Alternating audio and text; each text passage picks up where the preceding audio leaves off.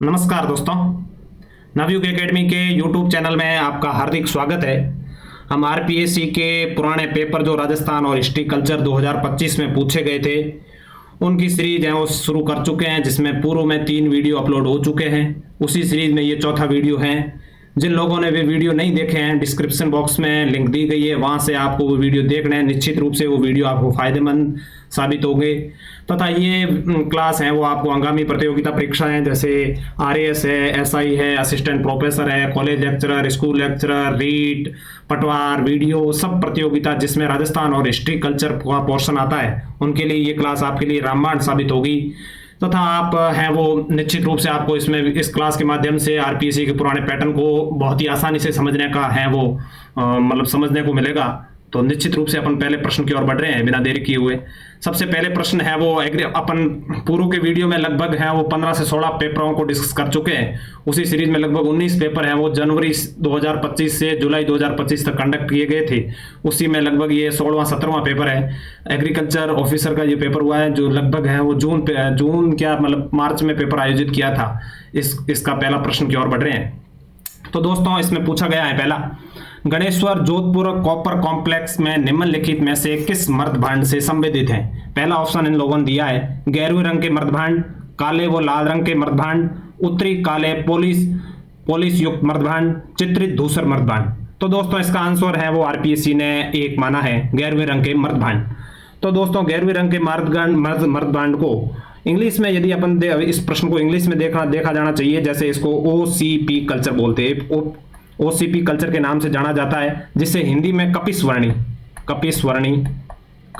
के भी नाम से जाना जाता है। कपिस्वर्णी नाम से याद रखें, हिंदी में कपिस्वर्णी के नाम से भी आता है। ये बर्तन इनके ऊपर ये 10वीं के मतलब 10वीं कक्षा का जो दूसरे नंबर चैप्टर है वहां से इन लोगों ने ये तथ्य उठाए। ये बर्तन काले व नीले रंग के सजावट किए हुए थे। यदि ये पूछ लिया जाए काले व नीले रंग के सजावट था इन बर्तनों में, काले व नीले रंग के। और इस तांबे का व्यापार है वो मोहनजोदड़ो से होता है। गणेश्वर की यदि रखें तो गणेश्वर वो सभ्यता है जहां से मतलब मोहनजोदड़ो तक इसका व्यापार होता था। और यदि मतलब इसी ओसीपी कल्चर के अलावा यदि एक और अपने मतलब मर्दभांडों के संबंधित में एक और कल्चर चलती है, वो कल्चर है उस कल्चर के बाद निश्चित रूप से मुझे लगता है आपको जानना चाहिए पीजीडब्ल्यू कल्चर। इसके बारे में बोला जाता है कि चित्रित धूसर मर्दभांड, क्या बोलते हैं? चित्रित धूसर मर्दभांड। चित्रित धूसर मर्दभांड है जिसको सलेटी रंग के भी बोला जाता है। सलेटी रंग के मर्दभांड,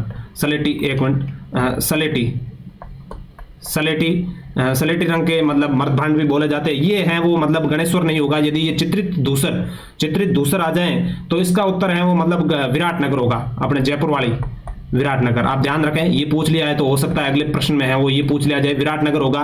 पीजीडब्ल्यू कल्चर के बारे में जोधपुरा सभ्यता है वो जयपुर में पड़ती है, आप लोगों को पता होगा। उसमें पूछ लिया जाए तो आयरन कल्चर है, जोधपुरा सभ्यता है जोधपुरा जो कि जयपुर में पड़ता है, उसमें आयरन कल्चर के बर्तन मिले, आयरन कल्चर के। ध्यान रखने योग्य बात है। अगले प्रश्न की ओर बढ़ते हैं दोस्तों। नवयुग एकेडमी के आप टेलीग्राम चैनल से जुड़ सकते हैं। वहां से आपको है बहुत बेनिफिट देखने को मिलेगा तथा और आपसे एक हम्बल रिक्वेस्ट की जाती है कि आप हमारे वीडियो तो लगभग 400-450 लोग देखते हैं, लेकिन सब्सक्राइब चैनल को नहीं किया हुआ तो प्लीज आपसे रिक्वेस्ट है कि आप हमारे यूट्यूब चैनल को सब्सक्राइब करें, लाइक करें, जिससे हम है वो अगली सीरीज है वो अलग अलग सब्जेक्ट में मतलब कार्य करने के लिए है वो मोटिवेशन देखने को मिलेगा। तो आप निश्चित रूप से यदि वीडियो आपको अच्छा लगे तो आप है वो चैनल को सब्सक्राइब करें प्लीज। उसके बाद में है वो अगले प्रश्न की ओर बढ़ रहे हैं। 120 नंबर प्रश्न, निम्नलिखित में से मारवाड़ का कौन सा दुर्ग 1562 ईस्वी के प्रारंभ में अकबर के आधिपत्य में चला गया था? पहला ऑप्शन सिवाना, दूसरा ऑप्शन इन्होंने दिया मेहरानगढ़, तीसरा ऑप्शन मेड़ता, चौथा नंबर है वो भादराजू। तो दोस्तों इसका आंसर आरपीएससी ने मेड़ता माना है। आंसर मेड़ता माना है। मेड़ता के बारे में अपन बात करें तो कभी मतलब है वो यदि पूरी यदि मेड़ता के बारे में बहुत सारे प्रश्न पूछे जा रहे हैं तो अपन वो सारे तथ्य हैं वो मेड़ता के बारे में पता होना चाहिए। सबसे पहले तो याद रखना है कि मंडोर है वो मंडोर गुर्जर प्रतिहारों की राजधानी थी एक समय। गुर्जर प्रतिहारों के एक समय मंडोर राजधानी हुआ करती थी। उसके बाद में गुर्जर प्रतिहार के शासक आए थे नागभट्ट है वो प्रथम। उन्होंने सबसे पहले है वो गुर्जर प्रतिहार की राजधानी है वो मेड़ता। ये बहुत बार प्रश्न पूछा हुआ है कि मेड़ता राजधानी किस गुर्जर प्रतिहार शासन की? नागभट्ट प्रथम। ये घटियाला अभिलेख में लिखा हुआ है ये बात कि भाई नागभट्ट प्रथम ने मेड़ता राजधानी स्थानांतरित की।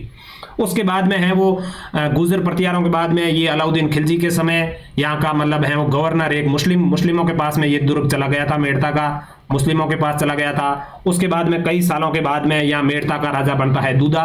दूधा वही जो कि माँ मीरा है, मीरा के दादाजी है, दूधा यहाँ का शासक बनता है उस समय। मतलब उसके बाद में है वो दूधा का मतलब पुत्र है वीरमदेव के पास में एक समय ये दुर्ग चला जाता है, वीरमदेव के पास चला जाता है। वीरमदेव शासक बनता है तब मतलब मालदेव आक्रमण करता है, जोधपुर का शासक मालदेव है वो मेड़ता पर आक्रमण करता है तथा वीरमदेव भागकर है वो मतलब शेरशाह सूरी के पास चला जाता है और मतलब बीकानेर का कल्याणगढ़ भी चला जाता है। वीरमदेव है वो मेड़ता का वो भी शेरशाह सूरी के पास में चला जाता है।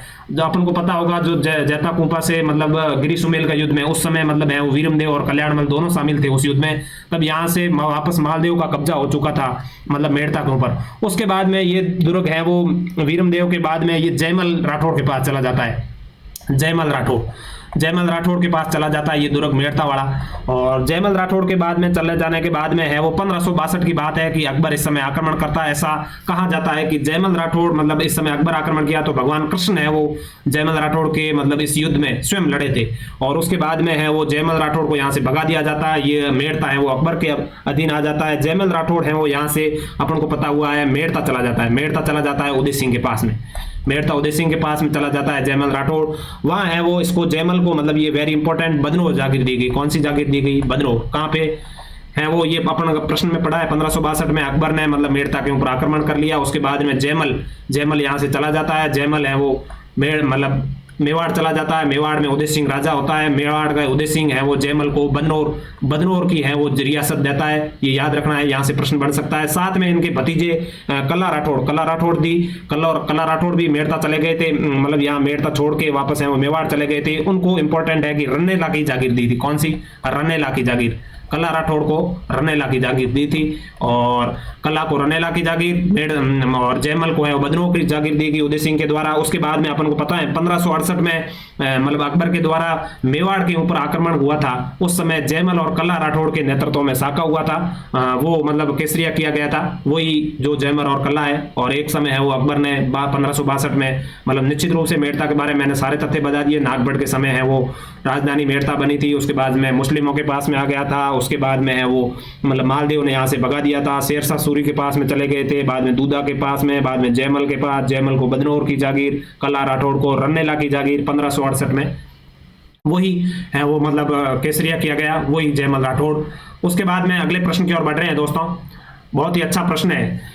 अढ़ाई दिन के झोंपड़े में हरकेली नाटक के अतिरिक्त किस रचना को खुदवाया गया? बिल्कुल, हरकेली नाटक के अलावा किस नाटक के अतिरिक्त किस रचना को खुदवाया गया? तो दोस्तों इसका आंसर होगा ललित विग्रहराज सोमदेव की मतलब ये सोमदेव की है वो सोमदेव की पुस्तक है। मतलब इनका है वो सोमदेव की पुस्तक है। सोमदेव है वो विग्रहराज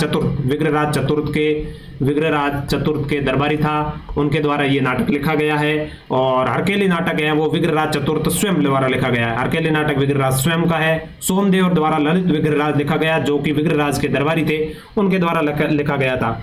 और अजमेर के चौहानों के बारे में मुझे लग रहा है विग्रहराज चतुर्थ के बारे में आरपीएससी बार बार प्रश्न पूछ रही है, जिनके बारे में आपको निश्चित रूप से याद रखना चाहिए। सबसे पहले तो यदि अजमेर के चौहानों के बारे में करें तो सबसे पहले ये याद रखना चाहिए कि भाई मतलब 1113 में है वो मतलब 1113 में अजय राज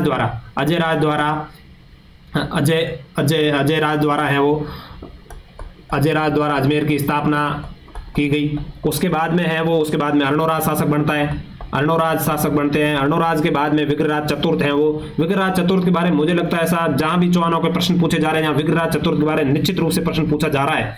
तो विग्रहराज चतुर्थ की बात करें तो सबसे पहले है वो 1153। कब? 1153 में विग्रहराज चतुर्थ के बारे में है कि 1153 के दिन है वो विग्रहराज चतुर्थ अजमेर का चौहान शासक बनता है। उसके बाद में इसने मतलब वहां पर एक मंदिर निर्माण करवाया था। मंदिर निर्माण जो कि मां सरस्वती का मंदिर था। और उसके बाद में मां सरस्वती के मंदिर के बारे में कहा जाता है कि ये संस्कृत पाठशाला के नाम से भी जाना जाता था। उसके बाद में जाना जाता है कि भाई 1194 ईस्वी में कुतुबुद्दीन ऐबक जब आक्रमण किया तो इस मंदिर को मतलब तोड़वा दिया था तथा अढ़ाई दिन के ये जो प्रश्न में दे रखा है, अढ़ाई दिन के झोपड़े में मतलब है वो अढ़ाई दिन के झोपड़े में इसको परिवर्तित कर दिया था। और अढ़ाई दिन झोपड़े में वर्तमान में कहा जाता है, यहाँ पंजाब साहब का मतलब उर्स लगता है। अढ़ाई दिन के झोपड़े में है वो पंजाब साहब का उर्स लगता है, वर्तमान में पंजाब साहब का उर्स लगता है। तथा वर्तमान में बकरीद पर मतलब बकरीद के समय ये पंजाब साहब का उर्स लगता है। तथा ये खुद मतलब हरकेली नाटक लिखा था, इसके सोमदेव द्वारा ललित विग्रहराज पुस्तक है वो लिखी थी। और ये मतलब जो अपने अढ़ाई दिन का झोपड़े के बारे में वास्तुकार पूछे तो हेरात का था अबू बकर, हेरात का था अबू बकर जो अढ़ाई दिन के झोपड़े का वास्तुकार था। निश्चित रूप से आपको ये याद रखना चाहिए निश्चित रूप। उसके बाद में अगले प्रश्न की ओर बढ़ रहे हैं दोस्तों। अगला प्रश्न है वो बहुत ही अच्छे प्रकार का प्रश्न है। अगला प्रश्न मतलब असहयोग आंदोलन के बारे में इन लोगों ने पूछा है। असहयोग आंदोलन के द्वारा अजमेर के विदेशी वस्त्रों का बहिष्कार का नेतृत्व किसने किया गया? पंडित गौरीशंकर, चांदकरण शारदा, राम नारायण चौधरी, शोभालाल गुप्ता। तो दोस्तों ऐसी बात है, ये इन लोगों ने है वो कक्षा 9th की पुस्तक से हूबहू लाइन उठाई है, मैं आपको पढ़ के सुना रहा हूं।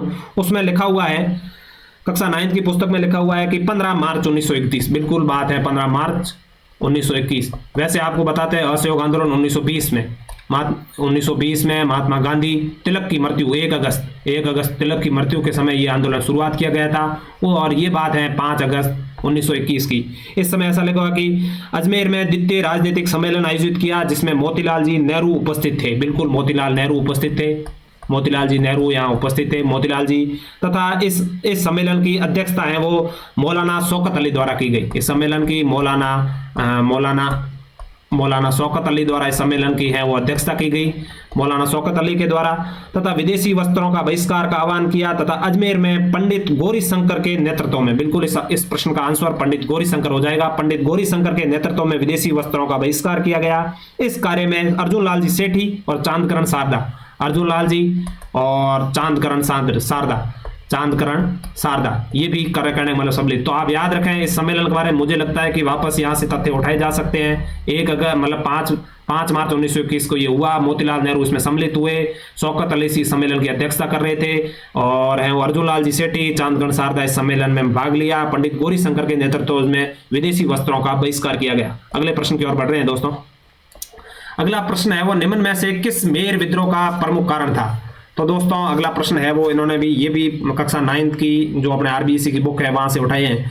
तथ्यों के बारे में इसलिए बात कर रहा हूं जो कि जहां से उठा रहे हैं उन प्रश्नों के बारे में आप लोग पढ़ सकते हो। एक तो हिंदी ग्रंथ अकादमी की पुस्तक, हिंदी ग्रंथ अकादमी की पुस्तक। एक जगह से क्या है कि नहीं उठा रहे ये लोग, मैंने सारे तथ्य उठा लिए हैं एक जगह से, कभी तो आरबीएससी की बुक से उठा रहे हैं, कभी हिंदी ग्रंथ की एक पढ़नी चाहिए। एक आरबीएससी की जो ये आरबीएससी की बुक है ये 9th 10th की, ये आपको निश्चित रूप से पढ़नी चाहिए। और एक गोपीनाथ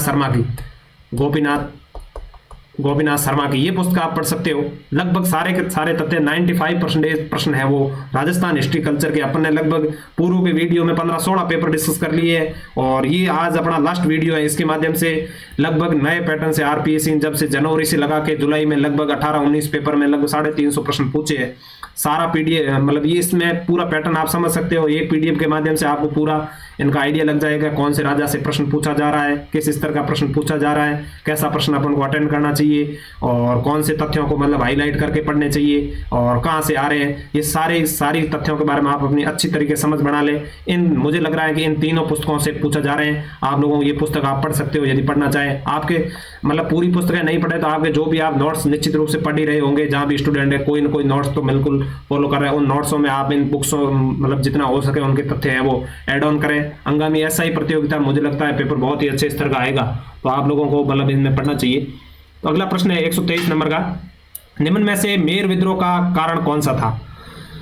मेर विद्रोह के बारे में बोला जाता है कि 1818 से 1824 के मध्य मतलब है वो ये मेर विद्रोह हुआ था। और मेर विद्रोह का मतलब इन्होंने इसलिए किया था कि उन पर ब्रिटिश नियंत्रण का प्रयास हो रहा था, इस वजह से मेर नियंत्रण मतलब विद्रोह का प्रमुख कारण था। मेर है वो आप जानते हो कि अजमेर मेरवाड़ा के क्षेत्र में मेर जाति के लोग रहते थे, वहां की ये बातचीत हो रही है, तो निश्चित रूप से इसका आंसर 1 हो जाएगा। अगले प्रश्न की ओर बढ़ रहे हैं दोस्तों। अगला प्रश्न बहुत अच्छे स्तर का प्रश्न है कि निम्न में से किस पुरा स्थल में यूनानी चिन्हांकित मुद्राएं प्राप्त होती? आहड़, दरीबा, जोधपुरा, अहिरवाड़। तो दोस्तों ऐसी बात है, इसका आंसर क्या हो जाएगा? आड़ का तो प्रश्न आना ही है, और आरपीएससी ने पेपर लिया और आड़ के बारे में प्रश्न आए, ये हो नहीं सकता। सबसे पहले तो यहाँ मतलब है वो 6 तांबे मुद्राएं प्राप्त होती है। कितनी मुद्राएं प्राप्त होती है ये याद रखें आप तथ्य। यहाँ से हो सकता है, मुझे लग रहा है कि अंगामी प्रतियोगिता में अलग अलग प्रकार के स्टेटमेंट बना के यहाँ से प्रश्न 6 मुद्राएं प्राप्त, तांबे मुद्राएं प्राप्त होती है, पहले तो याद रखें। तांबे ताम्रयुगीन सभ्यता थी, बिल्कुल तांबे की। इसमें 3 मुहरें भी मिली है, 3 मुहरें भी मिली है, 3 मुहरें मिली है। उसके अलावा एक त्रिशूल मुद्रा मिली, एक के ऊपर त्रिशूल मुद्रा है, मतलब एक के ऊपर त्रिशूल को रखा है।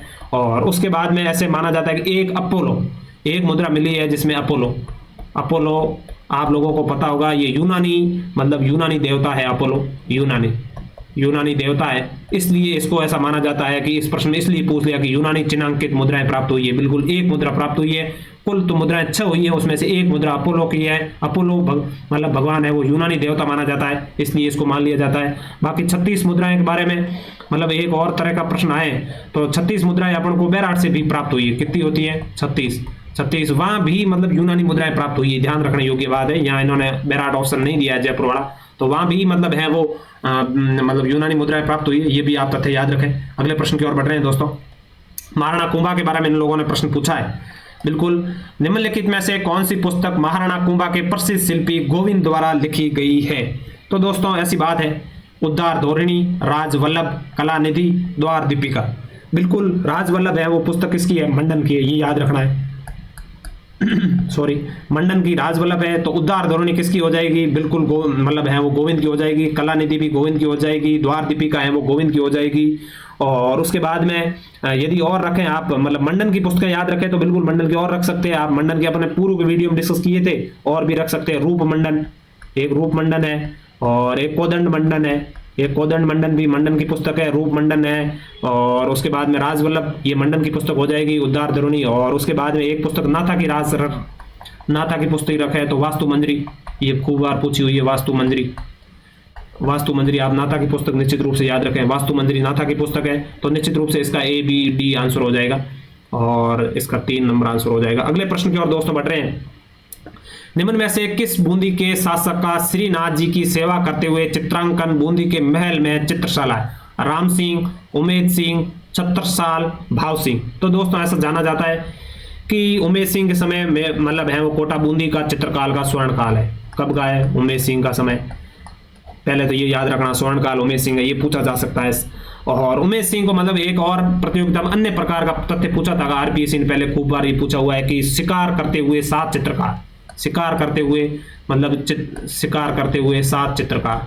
ऐसा माना जाता है कि ये मतलब उमेद सिंह जी शिकार करने जाते थे तो साथ में चित्रकारों को लेकर जाते थे, और फिर शिकार करते शेर का, फिर चित्रकारों को बोलते थे अब आप हैं वो चित्र बनाओ। और उन्हीं वही चित्रकार इस श्रीनाथ जी, भगवान श्रीनाथ जी की मतलब सेवा करते थे, और वापस चित्रकारों को बोलते आप मेरा चित्र बनाओ। और मतलब ये अच्छे प्रकार का श्रीनाथ जी की शिकार वाला मुझे लगता है ये तथ्य खूब बार पूछा, वो भी आपको याद करना चाहिए, वो भी उमेद सिंह के समय का ही है। और छत्रसाल जी के बारे में अपन बात करें, ये स्टेटमेंट मतलब ये ऑप्शन में दे रखा हो सकता है। छत्रसाल के बारे में चित्रशाला का निर्माण कराया बूंदी में। चित्रशाला का निर्माण किसने करवाया? चित्रशाला का निर्माण छत्रसाल जी ने करवाया, ये याद रखें, पूछा हुआ खूब बार ये भी। बिल्कुल, अगले प्रश्न की ओर बढ़ रहे हैं। आभूषण मतलब ये वाद्य यंत्रों के बारे में प्रश्न पूछा है। बिल्कुल, निम्न में से लोक वाद्य यंत्रों में कौन सा समूह सम्मिलित नहीं है? बिल्कुल नहीं पूछा है इन्होंने।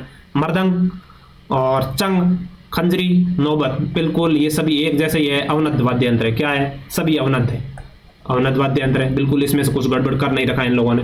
उसके बाद में दूसरे की ओर बढ़ रहे हैं। पूंगी बिल्कुल है, जोगी बजाते हैं, और साफ सपेरा वगैरह बजाते हैं। उसके बाद में अलगोजा दे रखा है, तो अलगोजा बिल्कुल मुंह से बजाते हैं, और कुछ लोग नाक से भी बजा लेते हैं, जैसे रामनाथ चौधरी जयपुर के पदमपुरा के निवासी। बिल्कुल, उसके बाद में नड़ है वो, बिल्कुल नड़ भी है वो, सुशिर वाद्य यंत्र है। उसके बाद में मसक, ये भी है वो सुशिर, सारे के सारे क्या है? सुशिर है। सब लोग आप इन तथ्यों के बारे में याद रखें।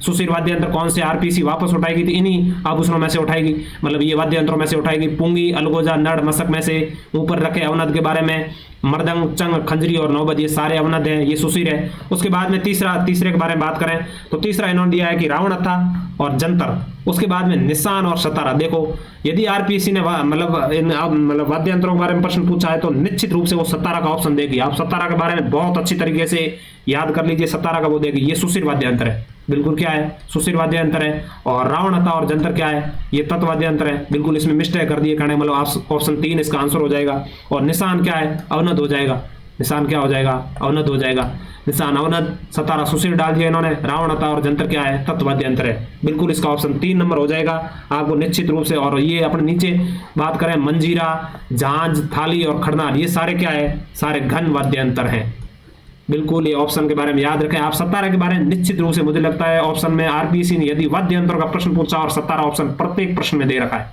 बिल्कुल ध्यान रखें। अगले प्रश्न की ओर बढ़ रहे हैं। अगला प्रश्न है, निम्न में से कौन सा ग्रासियों का लोक नृत्य नहीं है, बिल्कुल ग्रासियों के बारे में इन्होंने प्रश्न पूछा है। उसके बाद में पूछा है, पहला ऑप्शन दिया है कि कूद, उसके बाद में मावलिया, उसके बाद में लूर, उसके बाद में मादल।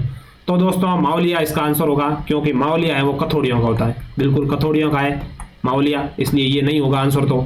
लेकिन मतलब है वो ग्रासियों के लोग और भी है कुछ, जैसे गोर, गोर, गोर जहां भी आए कि गोर किसका है, गोर, गोर शब्द से कुछ भी आए तो आपको निश्चित रूप से आंख बंद करके ग्रासिया ही आंसर करना है।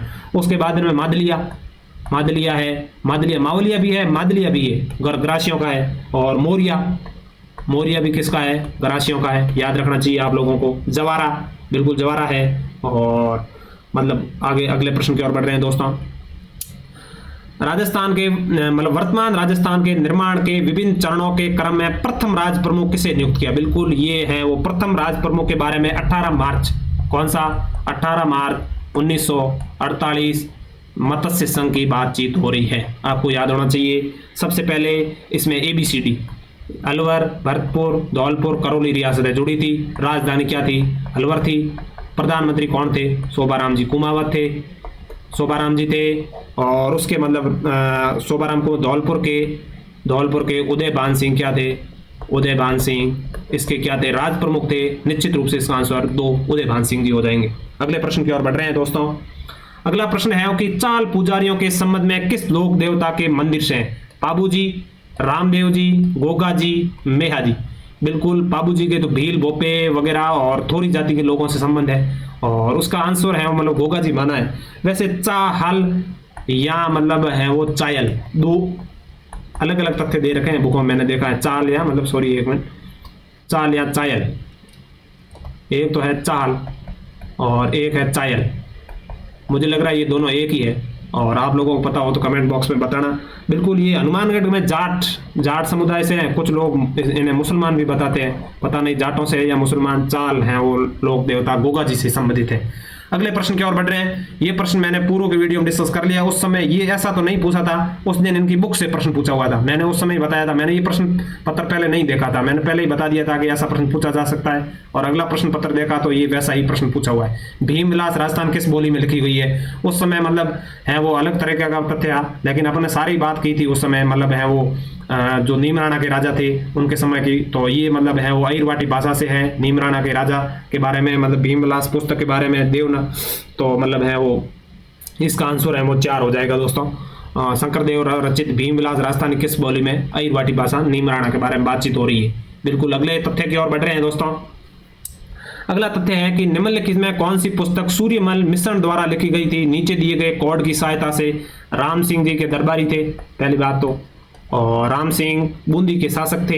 1857 के समय इनकी पुस्तक, प्रसिद्ध पुस्तक वंश भास्कर है वो लिखी गई थी, और वंश भास्कर के क्या है 4 खंड है। आप इन तथ्यों को याद रखें, आजकल ऐसे ही प्रश्न पूछे जा रहे हैं, किस पुस्तक के कितने खंड है, 4 खंड वंश भास्कर के हैं, 1857 के समय लिखी गई है। राम सिंह बूंदी के दरबारी, उनके ये है दरबारी थे। इनकी पुस्तक मतलब इन्होंने ऑप्शन दिए कि वंश भास्कर, राम रंजाट, धातु रूपावली, रूप रंजक। बिल्कुल पहले अपन एक ही पढ़ते थे, 1-2 वंश भास्कर और राम रंजाट तो पढ़ते थे, बाकी नहीं पढ़ते थे। आजकल है वो ढूंढ ढूंढ के निकाले जा रहे हैं अलग तरह के तथ्य, तो आप निश्चित रूप से सारी पुस्तकों को पढ़े। रूप रंजक है वो इनकी नहीं है पहले बात, तो इसका आंसर क्या है, ये तो नहीं होगा कहने का मतलब 4 नंबर। तो रूप रंजक है वीर भाण की है, किसकी है, वीर भाण की पुस्तक है, ध्यान रखें ये वीर भाण की पुस्तक है। और मतलब इसका आंसर ये वंश भास्कर भी इनकी है, राम रंजाट भी इनकी है, धातु रूपावली भी इनकी है। और सूर्यमल मिश्रण के बारे में और भी तथ्य आप याद रख सकते हैं कि इनका मूल नाम सूरजमल था। क्या था, सूरजमल, बिल्कुल सूरजमल था। और इनकी और भी पुस्तकें अपन याद रखें तो बलवंत विलास, कौन सी, बलवंत विलास, बलवंत विलास किनकी है, सूर्यमल मिश्रण जी की है। उसके बाद में छंदमयूख, कौन सी, छंद मयूख, ये भी किनकी है? सूर्यमल मिश्र जी की है। एक है सती रासो है। और मतलब अब देखो आपको बहुत सारी पुस्तकें, एक तो सती रासो हो गई, एक बलवंत विलास हो गई, एक छंद मयूख हो गई, और एक वंश भास्कर हो गई, एक धातु रूपावली हो गई, और एक राम रंजाट हो गई। कम से कम 5-6 पुस्तकें हो गई। निश्चित रूप से आपको ऑप्शन से मतलब यदि इतनी पुस्तकें याद होते हो तो सूर्यमल मिश्र का प्रश्न आता है तो बिल्कुल हो जाएगा। और वंश भास्कर के 4 खंड है, 1857 के समय लिखी गई थी। ये अपने एग्रीकल्चर के जो प्रश्न थे वो डिस्कस किए। उसके बाद में अपना ईओआरओ की जो पेपर भर्ती हुआ था उनके बारे में, राजस्थान हिस्ट्रीकल्चर के पेपर डिस्कस करते हैं। ईओआरओ के बारे में बिल्कुल अच्छे स्तर के प्रश्न थे थोड़े। निम्न में से कौन से मंदिर आमेर में स्थित हैं? जगत शिरोमणि का मंदिर, अंबिकेश्वर मंदिर, महादेव मंदिर, रतन दातिका माता का मंदिर। तो दोस्तों ऐसी बात है, अपन ने पहले जगत शिरोमणि और अंबिकेश्वर महादेव मंदिर के बारे में तो निश्चित रूप से पहले पढ़ रखा था। और उसके बाद में है वो मतलब, तो इसका आंसर क्या है? 2 ही होगा। इन्होंने ये कंफ्यूज करने के, लेकिन ये देखो ऑप्शन इस हिसाब से सेट किए है कि आपको ये मंदिर आना चाहिए। कहने का मतलब रक्त दंतिका का माता का मंदिर पता है तो ये ऑप्शन आंसर आएगा, नहीं तो नहीं आएगा। आपको ये आप देख सकते हैं सब में मतलब है वो कंफ्यूज करके डाल रखा है।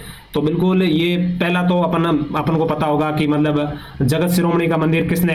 मान सिंह के समय बनाया। इनके बारे में सारे तथ्य याद रखें। मान सिंह के समय बनाया था। इनकी रानी थी कनकावती। कौन? कनकावती। और कनकावती के समय बना था। जगत सिंह इसका पुत्र था, वो शहीद हो गया था बिहार अभियान में, उसकी याद में ये मंदिर बना हुआ है। कौन सा? जगत शिरोमणि का मंदिर है। और इसमें वो मूर्ति वही लगी हुई है जो मतलब मीरा, कृष्ण जी की मूर्ति वही लगी जहाँ मीरा पूजा करती थी। बिल्कुल इनके बारे में सारे तथ्य हो गए। मान सिंह के समय कनकावती उसकी रानी थी, जगत सिंह की याद में बना हुआ है। भगवान कृष्ण की वही मूर्ति लगी है जो मीरा। अंबिकेश्वर के माते में वही अपने वाला कोकिल या कोकिल देव के बारे में बात करें, पहले डिस्कस कर चुका हूं इस तथ्य को मैंने। 1207 में ये मंदिर कोकिल देव द्वारा निर्माण है, आमेर में स्थित है अंबिकेश्वर महादेव। कहने मतलब ये तो हो जाएगा, ये भी हो जाएगा। और ये रतन दत्ती का मंत्र माता का मंदिर है, ये बूंदी में है। कहाँ है? बूंदी में है ये मंदिर। मतलब ये मंदिर बूंदी में, याद रखें। हो सकता है वापस कभी ऐसा पूछ लिया जाए ये मंदिर कहाँ पे है, तो ये मंदिर कहाँ है? बूंदी में। अगले प्रश्न की ओर बढ़ रहे हैं दोस्तों। निम्न में से किस किसान आंदोलन में कांगड़ा कांड का संबंध था? आरपीएससी ने इस कांगड़ा कांड को कम से कम अपने सारे पेपर किए 5-7 बार तो मुझे लगता है पूछ ही लिया है। कांगड़ा कांड का है वो, ये वैसे तो कांगड़ा कांड चूरू में पड़ता है, लेकिन उस समय चूरू है वो बीकानेर में पड़ता था। बिल्कुल बीकानेर से संबंधित है बिल्कुल। और उसका मतलब आंसर हो जाए क्या? बीकानेर। आंसर तो 3 हो जाएगा, लेकिन मुझे लग रहा है अपन आए हाथ हैं वो बीकानेर के सारे मतलब जितने भी तथ्य या किसान आंदोलन संबंधित वो बार बार पूछ रहे हैं, तो सारे के बारे में एक बार और रिवीजन कर ले। मैंने पूर्व वीडियो में ये सारे तथ्य अलग अलग जगह बताए हैं, लेकिन वापस एक बार डिस्कस कर लेते। सबसे पहले तो अपना याद रखना है उदासर किसान आंदोलन कहाँ से संबंधित है? बिल्कुल बीकानेर से संबंधित है। 1937 में हुआ था। जीवन चौधरी, याद रखें, जीवन राम चौधरी, या मतलब जीवन चौधरी का संबंध कहां से है? बीकानेर से। उदासर 1937 जीवन चौधरी। उसके बाद में एक महाजन, ये भी खूब बार पूछा हुआ। महाजन किसान आंदोलन कहां से? 1938 से। कहां से है? बीकानेर से। बिल्कुल ये भी बीकानेर से है। उसके बारे में दूध व खारा भी अपन देखा था, खूब सारे ऑप्शनों में 2-3 बार दे रखा था। इसमें हनुमान सिंह जी अपने थे किसान नेता। हनुमान सिंह जी जुड़े थे। कहां से? दूध व खारा से। महाजन बीकानेर से 1938। उदासर जीवन चौधरी के बारे में भी अपने पहले या दूसरी वीडियो में शायद तक डिस्कस किया था। उसके बाद में कांगड़ा कांड, ये देखो कांगड़ा कांड इसमें पोट रखा है। कांगड़ा कांड, इसके नेता का आप कांगड़ा कांड भी कहां से? बीकानेर से। नेता कौन है? मेघ सिंह जी नेता है इसके। मेघ सिंह जी। उसके कौन है? हनुमान सिंह। उसके बाद में और गंग नहर का एक आंदोलन भी हुआ है बीकानेर के। ये सारे के सारे मैंने एक जगह डाल दिए। गंग नहर वाला ये भी अपने मतलब इसके दरबारा सिंह थे नेता, ध्यान रखें दरबारा सिंह। ये पूछा नहीं अभी, हो सकता मुझे लग रहा है ये पूछेंगे अगली बार। दरबारा सिंह और करतारा सिंह। बीकानेर में कितने हुए हैं? एक तो उदासर 1937 में जीवन चौधरी के नेतृत्व में। महाजन किसान आंदोलन पूछे तो बीकानेर से, मतलब बीकानेर और चूरू उस समय बीकानेर रियासत के अंदर गया था, तो एक ही बात है कहने का मतलब। दूध व खारा हनुमान सिंह के नेतृत्व में। कांगड़ा मेघ सिंह के नेतृत्व में। गंग नहर वाला है वो दरबारा सिंह और करतारा सिंह के नेतृत्व में आंदोलन हुआ था। तो अगले प्रश्न की ओर बढ़ रहे हैं। मुझे लगता है ये तथ्य आप लोगों को याद करने चाहिए, एक जगह सारे हैं वो आपको रिवाइज हो रहे होंगे, वैसे मैं आशा कर रहा हूँ। अगले प्रश्न की ओर बढ़ रहे हैं दोस्तों। बहुत ही आसान स्तर का प्रश्न है। बाहुक प्रतिहार से संबंधित था। रावसिया मतलब राठौड़ों से, बप्पा गोइलों से था, वासुदेव चौहानों से था। बिल्कुल आसान स्तर का है। अगले प्रश्न की ओर बढ़ रहे हैं दोस्तों।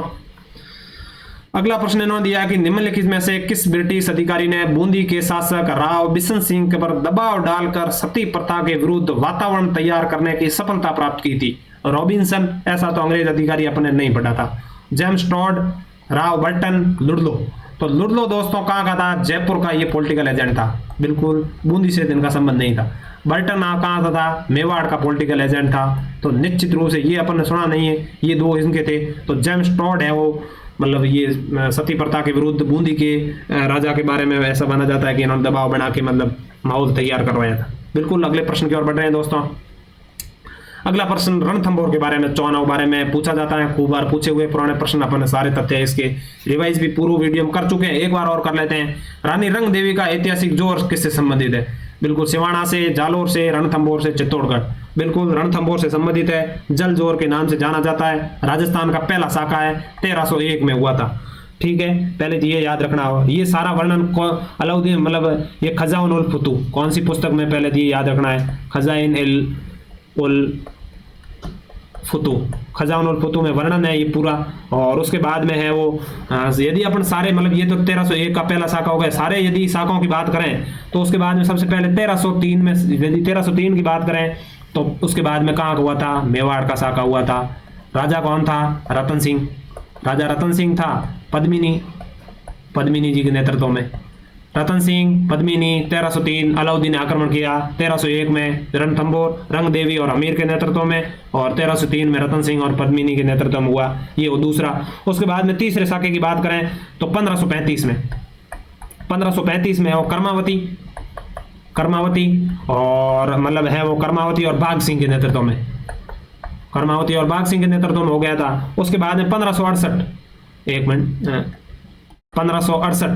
1568 के बारे में फूल कंवर और ये अपना जयमल और कल्ला भी पढ़ा था, जयमल और कल्ला।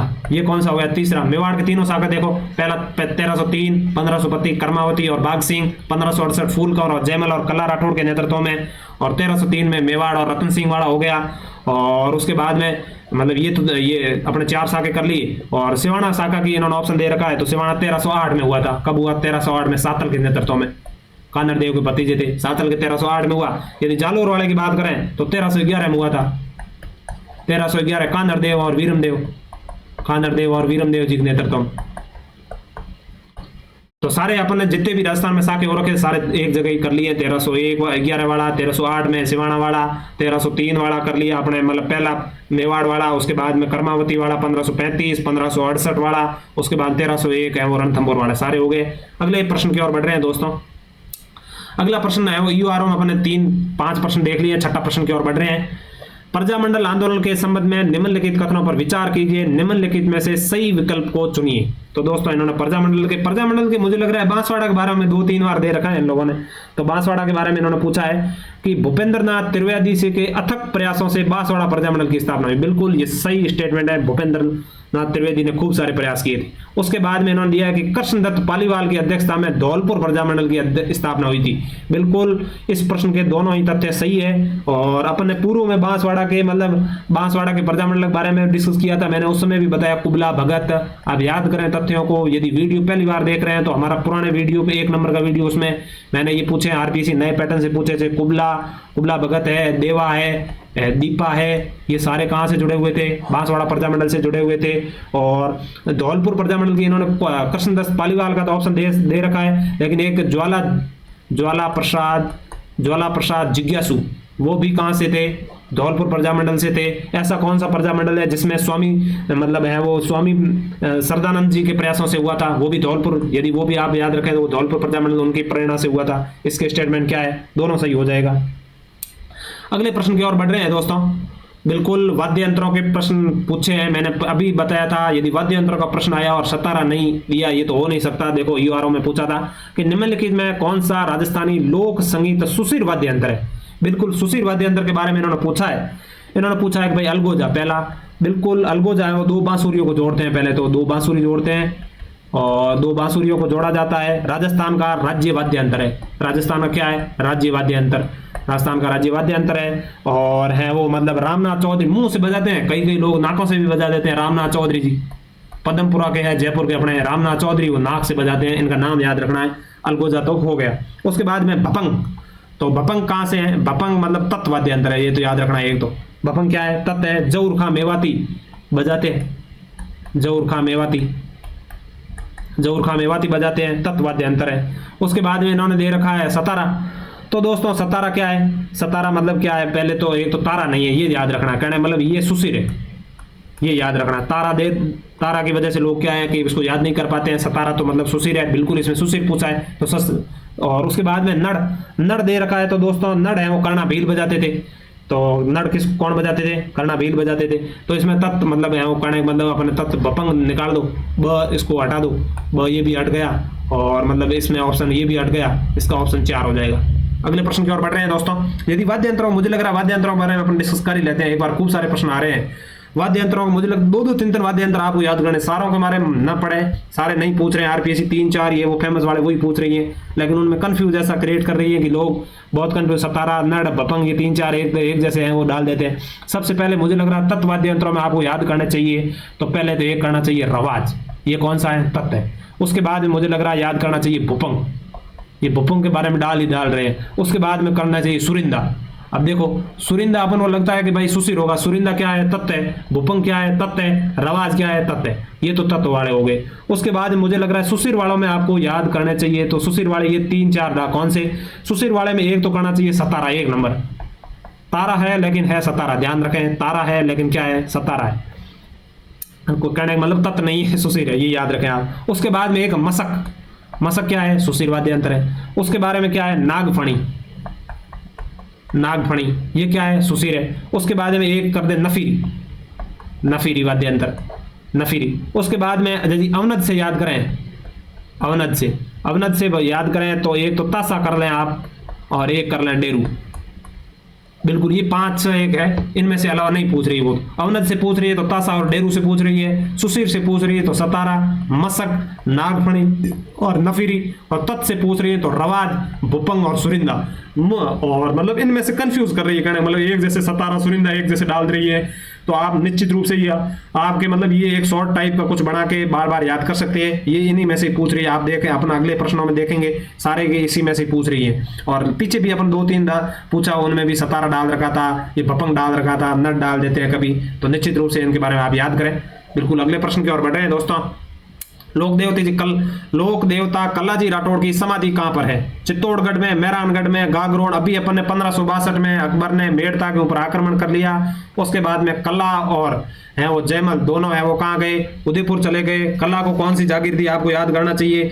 कल्ला को मैंने बोला था रन्नेला की जागीर दी थी, कौन सी, रन्नेला। और रन्नेला की जागीर किसको दी, कल्ला को। और जयमल को कौन सी दी थी, बदनौर। जयमल को कौन सी दी, बदनौर। याद रखें इन तथ्यों को, आप वापस में रिवाइज करवा रहा हूँ आपको।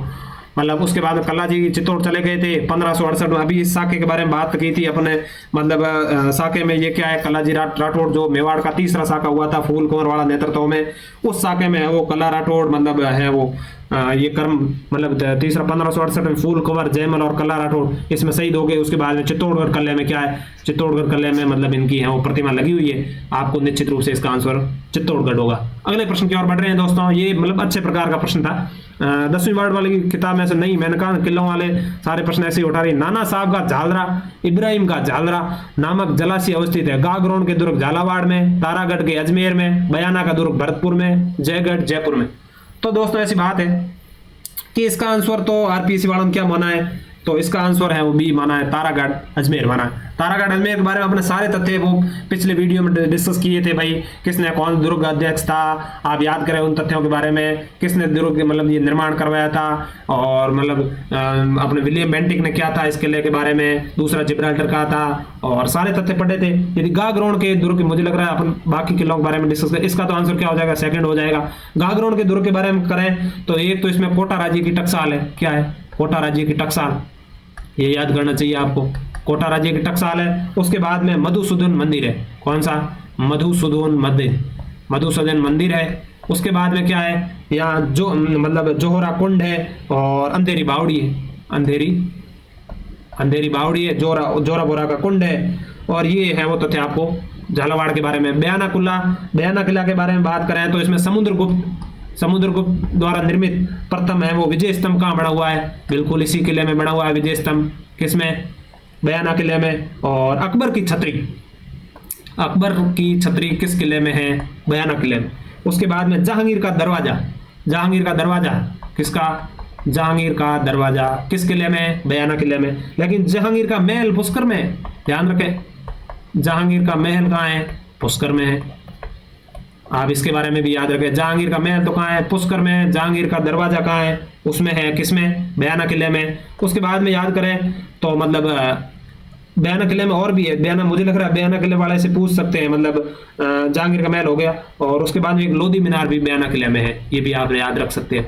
बयाना किले से मैं वापस करवा रहा हूँ, समुद्रगुप्त द्वारा निर्मित राजस्थान का पहला विजय स्तंभ बयाना किले में है। अकबर की छतरी, जहांगीर का दरवाजा, जहांगीर का महल है पुष्कर में, और लोधी की मीनार कहाँ है? बयाना किले में। उसके बाद में इन्होंने पूछा है जयगढ़ किला, ये जयगढ़ किला के बारे में तो मतलब कहा जाता है चीले का टीला भी, इस किले को कहा जाता है, क्या बोलते हैं? चीले का टीला। और एक कहते हैं अपने विशाल टांकों के लिए ये किला है वो प्रसिद्ध है, जयगढ़ का। विशाल टांकों के लिए कौन सा किला राजस्थान का प्रसिद्ध है? जयगढ़, जो कि नारगढ़ बड़ी पहाड़ी पर स्थित है, जयगढ़ पास वाली पहाड़ी के। और यहाँ मतलब इंदिरा गांधी ने वो खजान मतलब खुदाई भी करवाई थी, ऐसा माना जाता है कि जयपुर घराने के उस समय मतलब धन प्राप्त हुआ था, तो वो भी जयगढ़ किला है। अगले प्रश्न की ओर बढ़ रहे हैं दोस्तों। निम्न में से कौन सा वृहत राजस्थान, दोस्तों किसके बारे में पूछ रहा है? वृहत राजस्थान। वृहत राजस्थान एकीकरण के लिए गठित राजस्थान आंदोलन समिति के अध्यक्ष जयनारायण व्यास, सरदार वल्लभ भाई पटेल, हीरालाल शास्त्री, राम मनोहर लोहिया। तो दोस्तों ये राम मनोहर लोहिया जी के बारे में बात हो रही है। ये है मतलब हिंदूवादी नेता थे राम मनोहर लोहिया, और मतलब है वो इन्होंने मतलब एकीकरण की मांग के, भाई राजस्थान का जितना हो सके फटाफट एकीकरण किया जाना चाहिए, और इसलिए इन्होंने एक आंदोलन समिति बनाई थी। इसका आंसर आपको मतलब इसके बारे में व्याख्या जैसा कुछ नहीं, राम मनोहर लोहिया इसके अध्यक्ष थे, ये याद रखना चाहिए मुझे लग रहा है। अगले प्रश्न की ओर बढ़ रहे हैं दोस्तों। चित्रकला के प्रश्न के बारे में मतलब पूछा है, किशनगढ़ से पहले, आज से पहले पूछती थी आरपीसी बहुत सारे, लेकिन अब हाल ही के सालों में इन्होंने पूछना बंद कर दिया। लेकिन पूछा है तो फैक्ट भी बहुत अच्छे प्रकार का पूछा है, अन्य प्रकार के चित्रकार पूछा है कि लालरी दास का निम्न में से किस चित्रकला के शैली से चित्रकार? किशनगढ़, बूंदी, जैसलमेर और अलवर। तो दोस्तों इसका आंसर क्या हो जाएगा? किशनगढ़ आंसर हो जाएगा। मुझे लग रहा है किशनगढ़ वाले सारे आपको अपने 10वीं वाली किताब में दे रखे हैं चित्रकार। अब चित्रकला का टॉपिक आप पढ़ना चाहते हो तो राजस्थान बोर्ड की क्लास 10th, कौन सी? क्लास 10th की जो बुक है उसी में से ही पढ़े, सारे बहुत अच्छे से तथ्य दे रखे हैं, बहुत ही मतलब ठिकाने ऐसे लगा के जितने भी प्रश्न आ रहे हैं लगभग सारे के सारे अटेंड हो रहे हैं, लगभग तरह के अच्छे। और ऐसे कोई फैक्ट निकाल रही है तो सामने तो होगा भी नहीं, अपन कहीं कौन सी भी पुस्तक पढ़े। मुझे लग रहा है ये चैप्टर आपको 10वीं वाली किताब से ही पढ़ना चाहिए, नोट्सों के अलावा। तो अपन ये अपन क्या है कि किशनगढ़ के और चित्रकार पढ़ लेते हैं। एक तो नानक राम, कौन सा? नानक राम कहाँ से? ये किशनगढ़ से है। एक सीताराम, बिल्कुल सीताराम जी कहाँ से हैं? यहाँ से किशनगढ़ से हैं। एक सूरध्वज, कौन सा? सूरध्वज भी कहाँ से है? यहाँ से है। एक मूलराज भी कहाँ से है? किशनगढ़ से है। निहाल चंद तो आप जानते हैं, आप सबके फेवरेट है, निहाल चंद है। उसके बाद है बदन सिंह, इसके बारे में याद रखें। आपको लगता है कि भाई ये राजा बने थे बदन सिंह, चित्रकार तो कहाँ हो जाएगा, हो नहीं सकता। ये बिल्कुल बदन सिंह जी अपने हैं वो किशनगढ़ चित्रशैली से चित्रकार थे। उसके बाद में रामनाथ है। उसके बाद में किसका याद रखना है आपको? सवाई राम, किससे जुड़े हुए? सवाई राम किशनगढ़ से। उसके बाद में आप सबके ये प्रश्न पूछे हुए लालड़ी दास, कौन से? लालड़ी दास। ये सारे के सारे चित्रकार कहाँ से हैं? किशनगढ़ से। अब आप वो तो आशा रखना छोड़ दें कि आपको मोरचंद, निहाल चंद के बारे में पूछेंगे और हम आंसर कर देंगे, वो तो पूछेंगे नहीं। ये अब इस प्रश्न में देखा होगा आपने, लालड़ी दास के बारे में पूछा है, हो सकता है अगले प्रश्न में सवाई राम, रामनाथ, बदन सिंह दे के पूछ लें कि किस चित्रकला से संबंधित है, तो किशनगढ़ से। नानक राम है, नाना राम मेवाड़ से, ध्यान रखें नानक राम है यहाँ से। सूरध्वज है, मूलराज है, सीताराम है, बदन सिंह, रामनाथ, सवाई राम, लालड़ी दास, बिल्कुल ये किशनगढ़ से जुड़े हुए हैं। निश्चित रूप से आपको ये आंसर है वो मतलब ये तथ्य आपको रिवाइज हुए होंगे। अगले प्रश्न की ओर बढ़ रहे हैं दोस्तों। अबेड़ा महल कहाँ स्थित है? अगला प्रश्न इन्होंने दिया है कि अबेड़ा महल कहाँ है? डूंगरपुर में, बीकानेर में, बूंदी में, कोटा में। तो दोस्तों इसका आंसर क्या हो जाएगा? कोटा हो जाएगा इसका आंसर। कोटा में है वो। कोटा में और भी आप महल याद रख सकते हैं। एक तो हवा महल है, कौन सा? हवा महल जयपुर में भी है और कोटा में भी है, याद रखें। हवा महल जयपुर में भी है और कोटा में। एक अम्ली मीणी का महल, ये बहुत बार पूछा हुआ है पहले। अम्ली मीणी का महल कहाँ है? कोटा में है अम्ली मीणी का महल। उसके भी गुलाब बाग, गुलाब बाग तो उदयपुर में है, गुलाब महल कहाँ है? कोटा में। हवा महल, अम्ली मीणी का महल, गुलाब महल कहाँ है? और अपना और भी तथ्य याद रखें, ये ऑप्शन में दे रखे हैं डूंगरपुर 1 नंबर। तो डूंगरपुर के बारे में हो सकता है अगली बार प्रश्न में पूछ रहा है। एक खंबिया महल, कौन सा? एक खंबिया महल। एक खंबिया महल कहाँ है? डूंगरपुर में है। और यदि एक खंबा महल पूछे, एक खंबा महल पूछे तो वो है जोधपुर में। एक खंबिया महल कहाँ है? डूंगरपुर में। एक खंबा महल पूछे तो कहाँ है? जोधपुर में है। और बीकानेर में ये इन्होंने दे रखा है, तो बीकानेर में तो एक फेमस महल है, लालगढ़ पैलेस, राजाओं का जो था। कौन सा था? लालगढ़ पैलेस। बिल्कुल, एक खंबिया महल के बारे में याद रखें, डूंगरपुर में। एक खंबा जोधपुर में है। और कोटा वाले अपन ने कर लिए, हवा महल है, अम्बलीमीणी का महल है, और इसमें अबेड़ा महल है, वापस भी आ सकता है अबेड़ा। और अगले प्रश्न की ओर बढ़ रहे हैं दोस्तों। निम्नलिखित में पुरुषों के वस्त्र नहीं है। बिल्कुल, पुरुषों के कौन से वस्त्र हैं? पहली बार पुरुषों के पूछे हैं, पुरुष समाज को गर्व है। अगले प्रश्न में इसमें दे रखे हैं कि पुरुषों के कौन से हैं, तो इसमें आंसर क्या हो जाएगा? तो मतलब जामा, चौगा, अंगरखी, लप्पा। तो देखो, लप्पा, लप्पी, बावड़ी, ये तो पता ही अपना महिलाओं को, तो ये 2 कट जाएंगे ऐसे इस प्रकार। उसके बाद में क्या है, इसमें मतलब दे रखा है कि भाई मतलब एक दे रखा है जामा और एक दे रखा है ये ब चौगा। तो इसका आंसर क्या ये हो जाएगा। और भी आप पुरुषों को याद रखें तो बिल्कुल याद रखो। एक तो अचकन, अचकन किसके हैं? पुरुषों को पहनते हैं। एक ब्रिजस, जो अपने मतलब ये घोड़े वगैरह, या जो मतलब जोधपुर की ब्रिजस प्रसिद्ध है करने, मतलब प्रताप सिंह प्रधानमंत्री था उसमें इन्होंने प्रसिद्ध की थी। एक कमरबंद, तलवार लटकाते हैं, उसे क्या बोलते हैं? कमरबंद, ये पुरुषों का है। एक पच्छेवड़, बड़ी मोटी कंबल होती है, उसे क्या बोलते हैं? पच्छेवड़। एक गूगी, कौन सी है? गूगी, वो भी है। एक आत्मसुख, पुरुषों के सारे वस्त्र आप याद रखें, गूगी, पच्छेवड़, कमरबंद, आत्मसुख, ब्रिजस, अचकन, ये अपन सारे डिस्कस कर लिए। पूछने दो उसको, अगले वाले को जो भी है बता देंगे। अगले प्रश्न की ओर बढ़ रहे हैं दोस्तों। अगला प्रश्न है, निम्नलिखित में से कौन सा कथन सही नहीं है? तो नीचे से पढ़ते हैं कि भाई मालो सिक्कों में सेनापतियों के नाम अंकित है। सबसे पहला वीडियो उसमें मालो के बारे में अपन चर्चित किया था कि भाई कुषाणों को हराकर मालो जनपद, एक राजा था सौंप, उसने है वो क्या किया, उन्होंने मतलब यज्ञ किया था। बिल्कुल, वो तो एक अपन तथ्य पढ़ा था। तो मालो सिक्कों सेनापतियों का नाम अंकित है, बिल्कुल अंकित है, ये तथ्य सही दे रखा है। मालो सिक्कों पर सूर्य के बोधि वृक्ष अंकित हैं, बिल्कुल सही है। उसके बाद में मालो के वैदिक यज्ञ की परंपरा का समर्थन देना जारी रखा था, वो तो अपन पढ़ा था, उन्होंने यज्ञ करवाया था। ये तथ्य तो अपन को बहुत अच्छी तरीके से, ये दूसरे वाले नए प्रकार के तथ्य हैं।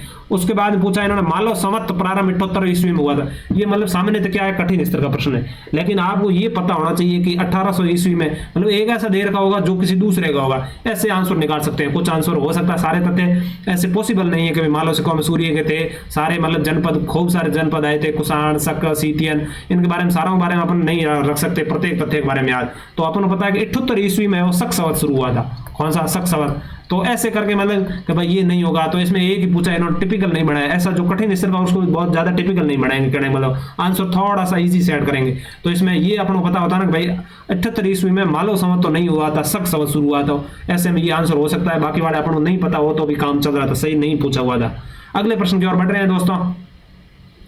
निम्नलिखित में किस मुगल सेना नायक को दिवेर के युद्ध में महाराणा प्रताप ने परास्त किया? शाहबाज खान, सुल्तान खान, जलाल खान, रहीम। तो दोस्तों ऐसी बात है, इसके बारे में बहुत सारे प्रश्न पूछे जा रहे हैं कि भाई कौन सेनापति आया, अंतिम कौन था, पहला कौन था। सबसे पहला तो अकबर और मतलब प्रताप के बारे में सबसे पहला युद्ध हुआ था, वो 18 जून 1576 राजस्थान का सबसे फेमस युद्ध, हल्दी घाटी का युद्ध। इसमें 2 सेनापति थे अकबर की, एक तो था मान सिंह जयपुरवाला और एक था आसफ खान। ये याद रखना चाहिए आप। तो एक तो ये पूछेंगे भाई कौन थे सेनापति। इससे पहले की बात करें तो पहले मतलब दूत आए थे, दूत में पहले आए थे जलाल खां को, एक मिनट, जलाल खां कोरची, जलाल खां कोरची आया था पहला, और उसके बाद में मान सिंह आया था, बेटा आया था पहले। उसके बाद में आया था भगवंत दास, और उसके बाद में आया था टोडरमल, एक मिनट, टोडरमल आया था। ये दोनों पीछे वाले 73 में आए थे और वो 72 में आए थे, 2 ऊपर वाले। तो ये तो दूत आए थे। कौन आया था? पहला जलाल खां, दूसरा मान सिंह, तीसरा नंबर भगवंत दास, चौथे नंबर आया टोडरमल। दोनों पीछे 73 में, दो ऊपर वाले 72 में, 1572 और 1573। ये तो हो गए दूत। उसके बाद में इन्होंने ये तो समझाने के लिए भेजे। सबसे पहला 18 जून 1574 को आक्रमण किया, हल्दी घाटी के युद्ध के नाम से प्रसिद्ध है, जिसमें अकबर की तरफ से 2 सेनापति थे, मान सिंह और आसफ खां। बिल्कुल ये याद तथ्य आपको याद रखने चाहिए, मान सिंह। और उसके बाद में है वो 1576 हो गया। उसके बाद में कंटिन्यू 1577, 1578, उसके बाद में 1579। 3 आक्रमण हुए थे, ये आक्रमण शाहबाज खान ने किए थे। ये याद रखें आप, सारे के सारे ऐसे ही स्टेटमेंट पूछ रहे हैं कि 78-79 में किसने आक्रमण किया, तो 77 इसके जस्ट कंटिन्यू, 77 के बाद 77, 78, 79 में किसने किया, शाहबाज खान ने। पहले कौन आए थे, मान सिंह और आसफ खान। उसके बाद में है वो 79 के बाद में कंटिन्यू याद रखें तो 80, 1580 के अंदर है वो अब्दुल रहीम जी, अब्दुल रहीम जी, अब्दुल रहीम जी, रहीम जी जो अपन रहीम जी के दो पढ़ते हैं ना, वही रहीम जी। 1580 में रहीम जी आए थे। रहीम जी की दासियां हैं वो अमर सिंह ने चुरा ली थी, मतलब वो पत्नी वगैरह वापस है वो प्रताप जी कहने पर वापस इनको सम्मान लौटाई थी। तो क्या 76 में वो 2, 77 में शाहबाज खान 3 आक्रमण, 3 साल कंटिन्यू। 80 में अब्दुल रहीम जी आए थे। 81 में कोई आया नहीं था। 82 में ऐसा माना जाता, 1582 वो प्रसिद्ध युद्ध कौन सा, ये दिवेर का युद्ध। दिवेर में कौन आया था, सुल्तान खान, सुल्तान खान, सुल्तान खान दिवेर में आए। तो इस ऑप्शन में क्या आ जाएगा, आंसर 2 हो जाएगा सुल्तान का। लेकिन उसके बाद में सबसे एक पूछा जाता है कि भाई सबसे अंतिम आक्रमण 1585 में किसने किया था, तो जयपुर का शासक था जगन्नाथ कछवा, जगन्नाथ कछवा। बिल्कुल आप सारे तथ्य याद रखें। लास्ट आक्रमण जगन्नाथ कछवा ने 1582 जो कि दिवेर का युद्ध, उसमें सुल्तान खान आया था, ऐसा माना जाता है। अमर सिंह ने उसके भाले से चीर दिया था सुल्तान खान। उसके बाद में 1581 में कोई आक्रमण नहीं हुआ। 1580 में रहीम जी आए थे। 77, 78, 79 में शाहबाज खान जी आए थे। उसके बाद में 1577 में मान सिंह और आसफ खान आए थे। और पहले मैंने दूत बता दिए, पहला जलाल खान कोरची और मान सिंह 72 में, भगवंत दास और टोडरमल आए थे 73 में। सारे के सारे तथ्य पढ़ लिए। इनमें से हो सकता है प्रश्न तो आप वो आसानी से कर सकते हैं। अगले प्रश्न की ओर बढ़ रहे हैं।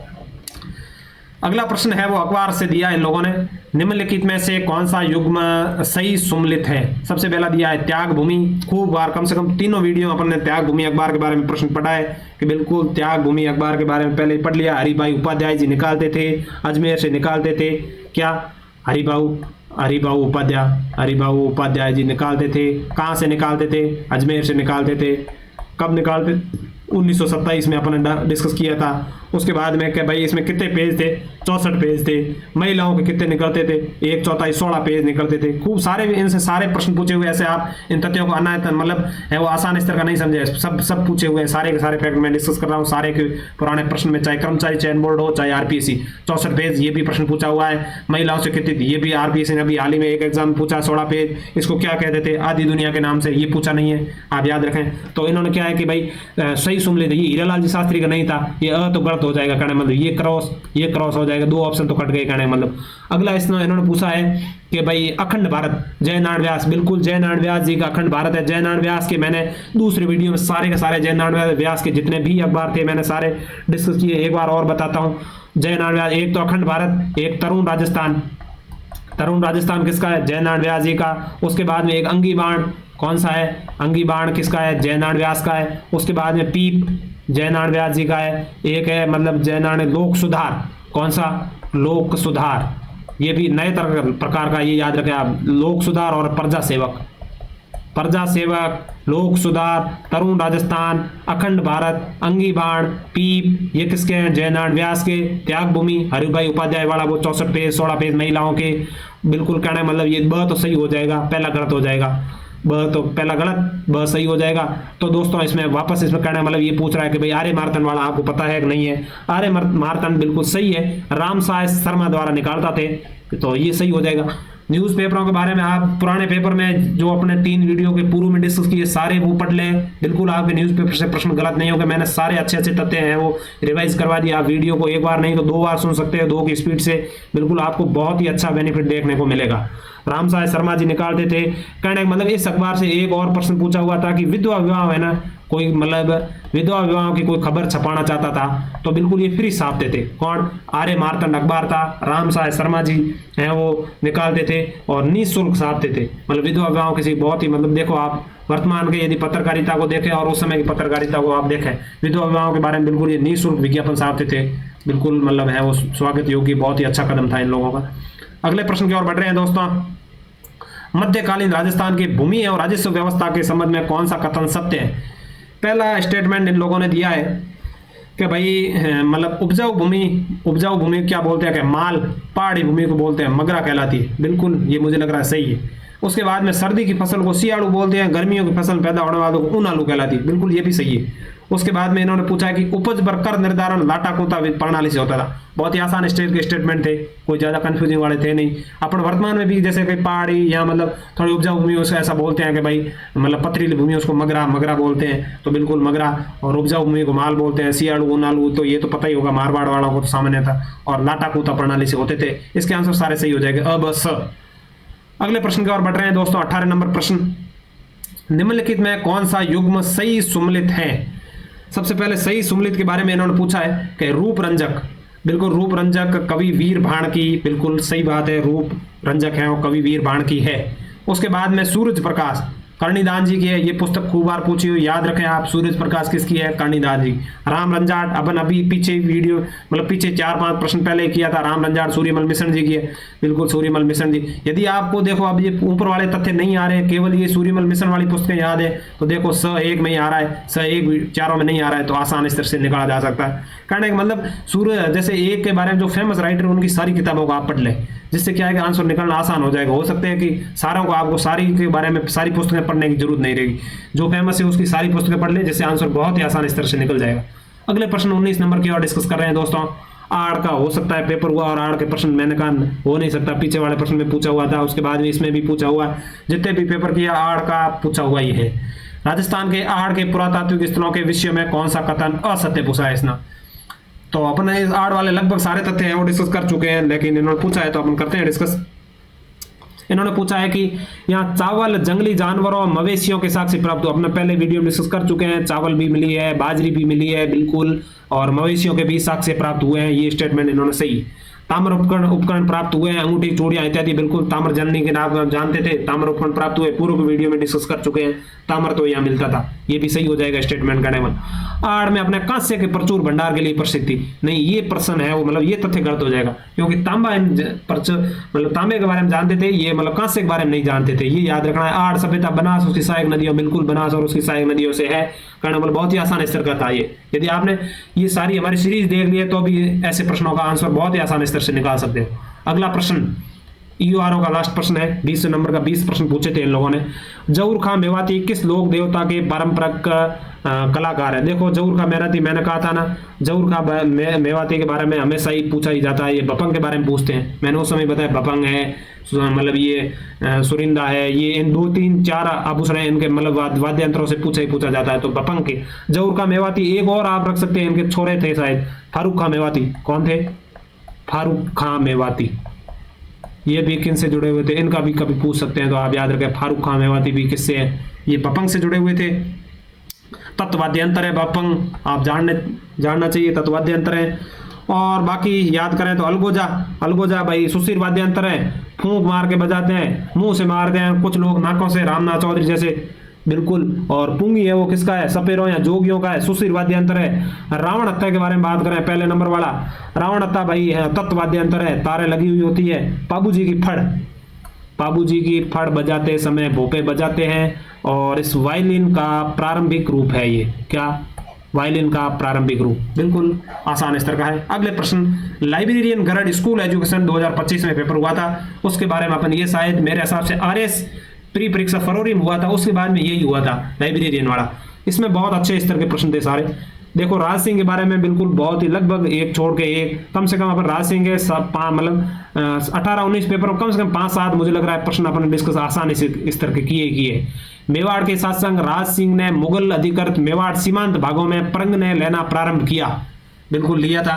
उक्त कथन के संबंध में कौन सा कथन सही है के बारे में पूछा है। पहला, टीका दौड़ की रस्म के बहाने मुगल चौकियों पर धावा बोलने की योजना, मैंने पूर्व वीडियो में डिस्कस किए थे। पहले तो इन्होंने किसी का साथ नहीं दिया, उत्तराधिकारी मुगल हो रहा था, उसके बाद में औरंगजेब जीत रहा था, औरंगजेब के साथ दिया। उसके बाद में औरंगजेब ने उपहार स्वरूप इसको खूब सारे परगने भी दिए थे। परगने जीतने के बाद औरंगजेब के जजिया कर, चारूमती वाला विवाद और खूब सारे जैसे चित्तौड़ किले का पुनर्निर्माण के मतलब शुरू हो गया था, उसके चक्कर में है वो सिसोदिया गठबंधन। उसके बाद में है वो मतलब औरंगजेब से राज सिंह का विवाद हो गया था। विवाद होने के बाद मतलब इसने वापस टीका दौड़ है वो इसने राज सिंह ने दौड़ाई और मुगल चौकियां थी उस पर दावा बोलना शुरू कर दिया करने। मतलब ये पहला स्टेटमेंट तो बिल्कुल सही है, ठीक है। उसके बाद में कि पहली मुगल चौकी मंडल थी, तो दोस्तों ऐसी बात है कि ये आरपीएससी ने तो गलत माना है। फाइनल आंसर की भी मतलब इसकी रिवाइज आंसर की भी जारी हो चुकी है कहने मतलब, पहले प्रोविजनल आई उसके बाद में फाइनल आंसर की देख लिया है। मांडल थी और बुक्स में तो दे रखा है मांडलगढ़। मैंने खूब सारा इधर उधर ढूंढने किया, वहां देख रखा है कि भाई राज सिंह की पहली मांडलगढ़ थी। तो आप ही बताना भाई, इसमें डिसाइड करना मांडल, और मुझे लग रहा है मांडल और मांडलगढ़ हो सकता है अलग हो। ऐसा मुझे कहीं मतलब गूगल पे देखने को मिला कि मांडल अलग है और वहां छतरी वगैरह है, मांडलगढ़ में किला है। तो मतलब इन्होंने इस आधार पर गलत मान लिया कि भाई पहला मांडलगढ़ था ना कि मांडल। और तीसरा स्टेटमेंट ये गलत माना है आरपीएससी ने, दूसरे वाला। और तीसरा है कि इस अभियान में 58,000 रुपए प्राप्त हुए, ये भी इन लोगों ने गलत माना है। और खूब ऐसी साइट पे मैंने देखा है किसी ने रिसर्च पेपर वगैरह छाप रखे, उसमें ऐसा लिखा है 60,000 प्राप्त हुए थे। तो देखो कितने बारीक स्तर के प्रश्न ऐसे। तो मतलब राज सिंह बारे में ये प्रश्न तो मतलब बहुत ही मुश्किल अटेंड, मतलब नेगेटिव लगभग सामने तो सभी लोगों को गया हुआ होगा। लेकिन आप यहाँ से तथ्य याद रख सकते हैं, हो सकता है आगामी प्रतियोगिता में यहाँ से कोई स्टेटमेंट निकले। तो इन्होंने एक सही माना है कहने का मतलब 11वें प्रश्न में। ठीक है, अगले प्रश्न की ओर बढ़े हैं। तो मतलब उसके बाद में है वो अपन पहले वैसे राज सिंह बारे में लगभग पर दूसरे तीसरे एग्जाम में पूछा ही जा रहा है। किशनगढ़ के मतलब राजा रूप सिंह को दे दिया था, कैसा ऐसा बोल रहे हैं कि रूप सिंह को दे दिया था मांडलगढ़ जीतने के बाद में। उसके बाद में मतलब के भाई दरीबा, बंदेड़ा, जाजपुर, सावर, फूलिया को प्रग ने भी उन्होंने कब्जा कर लिया था। ये भी प्रग ने आप याद रख सकते हैं। मुझे लग रहा है ये कौन से दरीबा, क्या पता राज सिंह बारे में पूछ रहे हैं तो हो सकता है दरीबा है। बंदेड़ा जो अपन मेवाड़ में चित्रकला का था ना एक ठिकाना, बंदेड़ा है। जाजपुर है। और उसके बाद में क्या है, सावा है, फूलिया परगना है। और केकड़ी वर्तमान में जो जिला बना था, अब रद्द तो कर दिया वापस, केकड़ी है। ये सारे के मतलब राज सिंह ने जीते थे। तो ऐसा स्टेटमेंट आ जाए तो आप सामने तो याद रखें, इसलिए मैं बता रहा हूँ। जाजपुर, सावा, फूलिया, केकड़ी, बंदेड़ा, दरीबा ये जीते थे कहने का मतलब। अगले प्रश्न की ओर बढ़ रहे हैं। अगला प्रश्न, जालोर के सोनगरा चौहान के वंश के संस्थापक कौन था? कीर्तिपाल, समर सिंह, कांदड़देव, सामंत सिंह।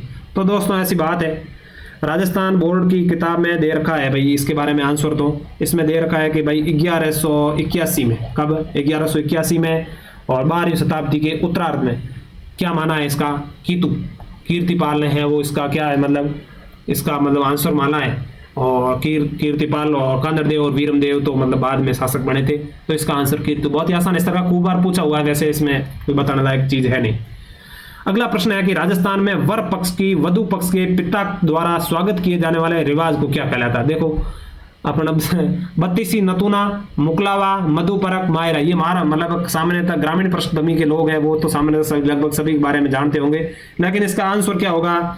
आंसर होगा मतलब ये अपने ये बत्तीसी नतूना। इसका आंसर 32 नूतना के बारे में नहीं सुन होगा, इसका आंसर स्वागत किए। अपन जो सामेला करते हैं ना, इन्होंने सामेला को पूछना बंद कर दिया कि भाई सबको ही पता है क्या ही पूछे। सामेला को कहने का मतलब 32 नूतना मतलब सॉरी 32 नूतना नहीं होगा, मैं गलती से इसमें इसको मधुपरक बोलते हैं। मतलब मधुपरक को क्या बोलते हैं? सामेला। और सामेला बोलते हैं, यहाँ क्या बोलते हैं इसको मतलब ये बोलते हैं अपने ढुमावा, ये इसको बोलते हैं। कहने का मतलब जब बारात आती है तो मतलब वधु होती है, उसके पिताजी द्वारा बारात का सामने जाकर स्वागत किया जाता है, उसे सामेला बोलते हैं। यहाँ क्या बोलते हैं? मधुपरक बोलते हैं। यहाँ क्या बोलते हैं? डुमावा बोलते हैं। ये मतलब दे रखा है उसमें अपने ये पैनोरमा में, वहां से इन लोगों ने उठाया तो कहाँ से होगा? वहां तो दे रखा है कहने मतलब मधुपरक को ही सामेला बोलते हैं। और मायरा तो अपन पता ही होगा कि मतलब ननियाल पक्ष की ओर से लाया जाता है। मुकलावा है वो मतलब किसी की बाल विवाह में शादी हो जाती है, उसके बाद में दूसरा शादी होती है तब उसे मुकलावा बोलते हैं। 32 नूतना ये भी मायरा से संबंधित टर्मिनोलॉजी है। तो मधुपरक इसका आंसर होगा। आप याद रखें मधुपरक मतलब सामेला को मधुपरक बोलते हैं कहने मतलब। अगले प्रश्न की ओर दोस्तों बढ़ रहे हैं। लालदास जी संतों, बिल्कुल लालदास जी के बारे में एक बार आरपीएससी कॉपी के पीछे पड़ी थी लालदास जी के। तो लालदास जी संतों के लिए भिक्षावृत्ति को ये समझी जाती है। दूसरा दे रखा है कि अपनी आजीविका परिश्रम से कमाते हैं। तो ऐसा माना जाता है दोनों सही है कहने मतलब। इसमें स्टेटमेंट क्या है? दोनों सही है, दोनों एक दूसरे की सही स्पष्टीकरण। लालदास जी के बारे में अपन ध्यान रखें तो दोनों सही है कि धौली धूप का, एक तो इनका धौली धूप अलवर में इनका जन्म हुआ था। उसके बाद में नंगला भरतपुर में क्या है इनकी समाधि, नंगला भरतपुर में इनकी समाधि है। धौली धूप अलवर में जन्म हुआ था। गद्दन चिश्ती कौन? गद्दन चिश्ती इनके कौन है? गुरु। गद्दन चिश्ती जी इनके गुरु है। और इनके साधु संतों को स्वाभिमान मिटाने हेतु कैसा ऐसा माना जाता है कि गद्दे पर बिठाया जाता है, फिर काड़ा मुंह किया जाता है इनका।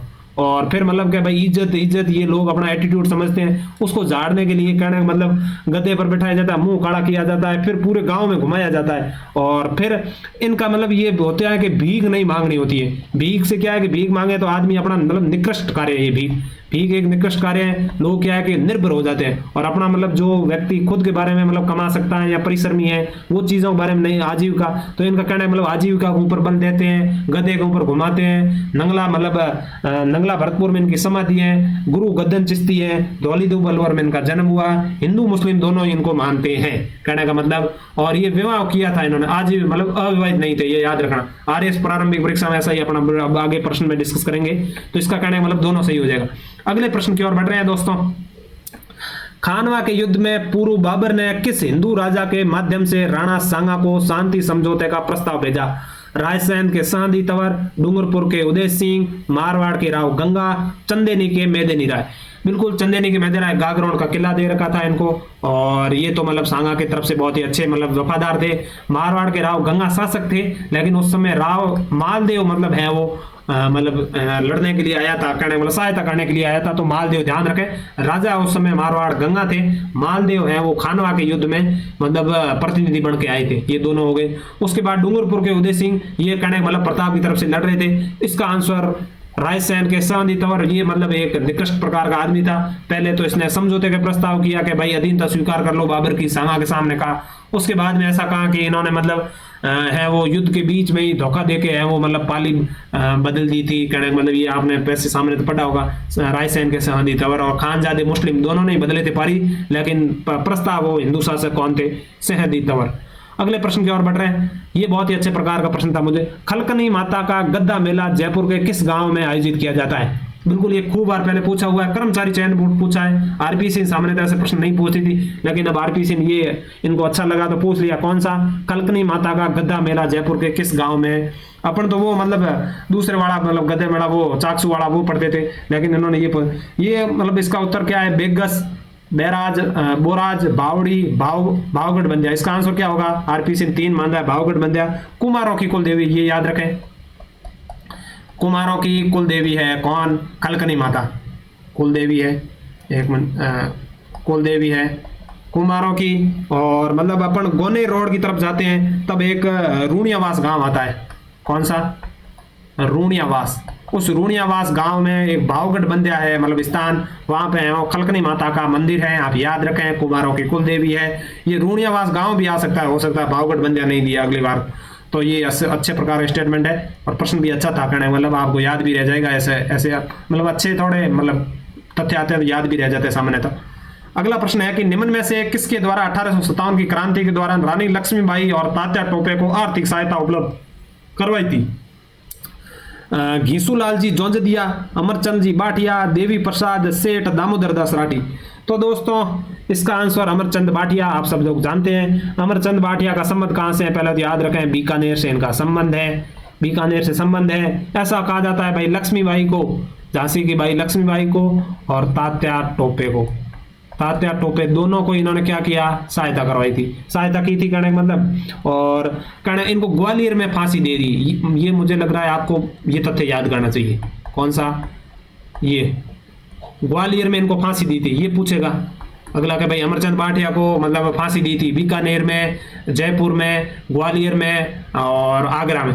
तो आपको ये याद रखना चाहिए, ग्वालियर में इनको फांसी दी थी। ऐसा माना जाता है। वो तारीख थी 22 जून 1858, 22 जून 1858 की बात है।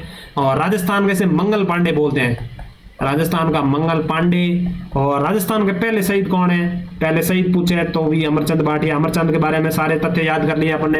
अमरचंद बाटिया का बीकानेर से संबंध था। लक्ष्मीबाई मतलब तात्या टोपे के इन्होंने सहायता की थी। ग्वालियर में इनको फांसी दी थी। 22 जून 1858 की बात है। सबसे पहले शहीद है राजस्थान के मंगल पांडे के नाम से जाना जाता है। अगले प्रश्न की ओर बढ़ रहे हैं दोस्तों। तो ये प्रश्न पूर्व में वीडियो में डिस्कस कर चुके हैं। मैंने उस समय सारे सारे ठिकाने बताए थे राजस्थान बोर्ड की किताब से। मैंने कहा चित्रकला बहुत अच्छा टॉपिक दे रखा है, वहां से इन्होंने पूछा है। क्या है कि मारवाड़ चित्रकला शैली में ठिकाना कला के अंतर्गत में कौन सा सम्मिलित नहीं है?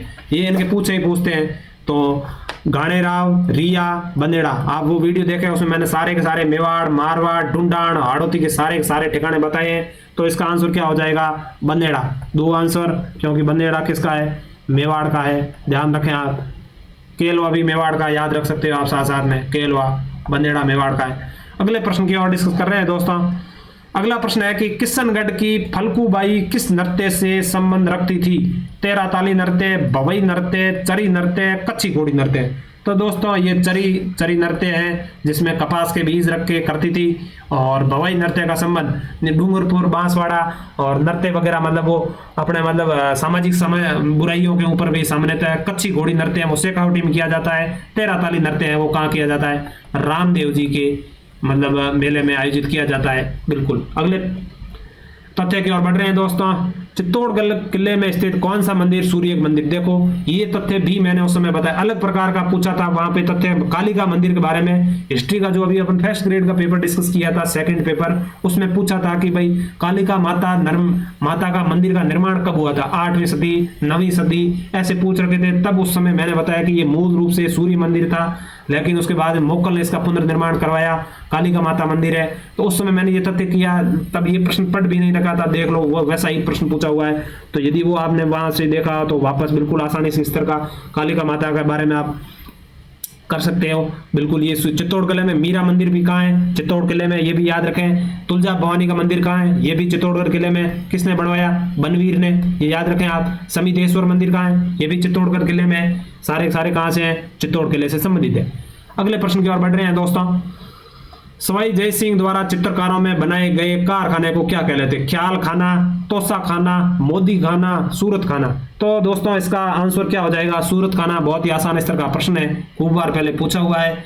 और कहने का मतलब ऐसा माना जाता है कि सवाई जय सिंह ने कितने, इसका सूरत खाना तो आंसर हो जाएगा 36 कारखाने बनाए थे। कितने? 36। ये याद रखें, पूछा हुआ है एक बार, कितने कारखाने बनाए थे? 36 कारखाने। उसके बाद में इन्होंने पूछा, ये मोदी खाना दे रखा है ना अपने, मोदी जी खाना। मोदी जी देश के प्रधानमंत्री हैं, लेकिन मोदी खाना उस समय के अनाज से संबंधित था। मोदी खाना किससे था? अनाज से। उसके बारे में ये अपने दे रखा है ना तोसा खाना। ये तोसा खाना ऐसा बोलता है कि भाई पोशाकें बनती थी यहाँ।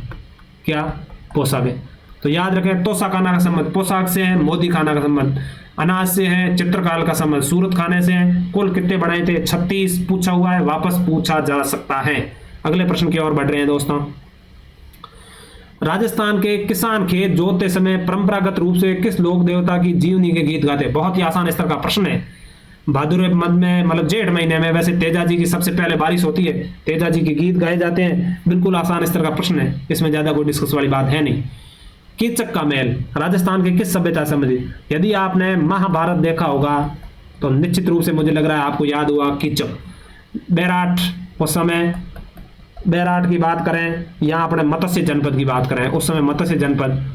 पहले तो ये याद रखें कि मत्स्य जनपद का ऋग्वेद में उल्लेख है, ये पूछा जा सकता है। पहले तो ये याद रखें आप। इस प्रश्न के अलावा किस जनपद का ऋग्वेद में उल्लेख है? जयपुर के आसपास, जयपुर और अलवर वाले मत्स्य जनपद का किस में उल्लेख है? मतलब है वो ऋग्वेद में उल्लेखित है। इस समय मतलब महाभारत के समय इसका राजा विराट था, और विराट का साला था ये कीचक, जो कि वहाँ का सेनापति था। और है वो महाभारत वाले अपने पांडव सारे अज्ञातवास बिता रहे थे। कौन सा अज्ञातवास बिता रहे थे? 1 साल लास्ट वाला जिसमें अज्ञातवास, पहले तो वो मतलब 12 साल वाले सारे पहले बिता दिया, 1 साल अज्ञातवास या मतलब अपने छद्म नाम के रह रहे थे। और यहाँ मतलब है वो द्रौपदी भी रहती थी। द्रौपदी के साथ ऐसा माना जाता है कीचक ने दुर्व्यवहार किया था, तो भीम ने मतलब है वो रात को सल्टा दिया था, और अर्जुन ढोल बजा रहा था, भीम ने इसको सल्टा दिया। कीचक महल यहाँ बना हुआ है, कहने का मतलब अभी भी महल बना हुआ है बैराट सभ्यता से। बिल्कुल आसान स्तर का प्रश्न था, यदि आपने महाभारत देखी हो तो निश्चित रूप से आपको याद आया होगा। अगले प्रश्न की ओर दोस्तों बढ़ रहे हैं। रियासतों में उत्तरदायी सरकार की स्थापना हेतु सर्वप्रथम किस संस्था का गठन किया गया?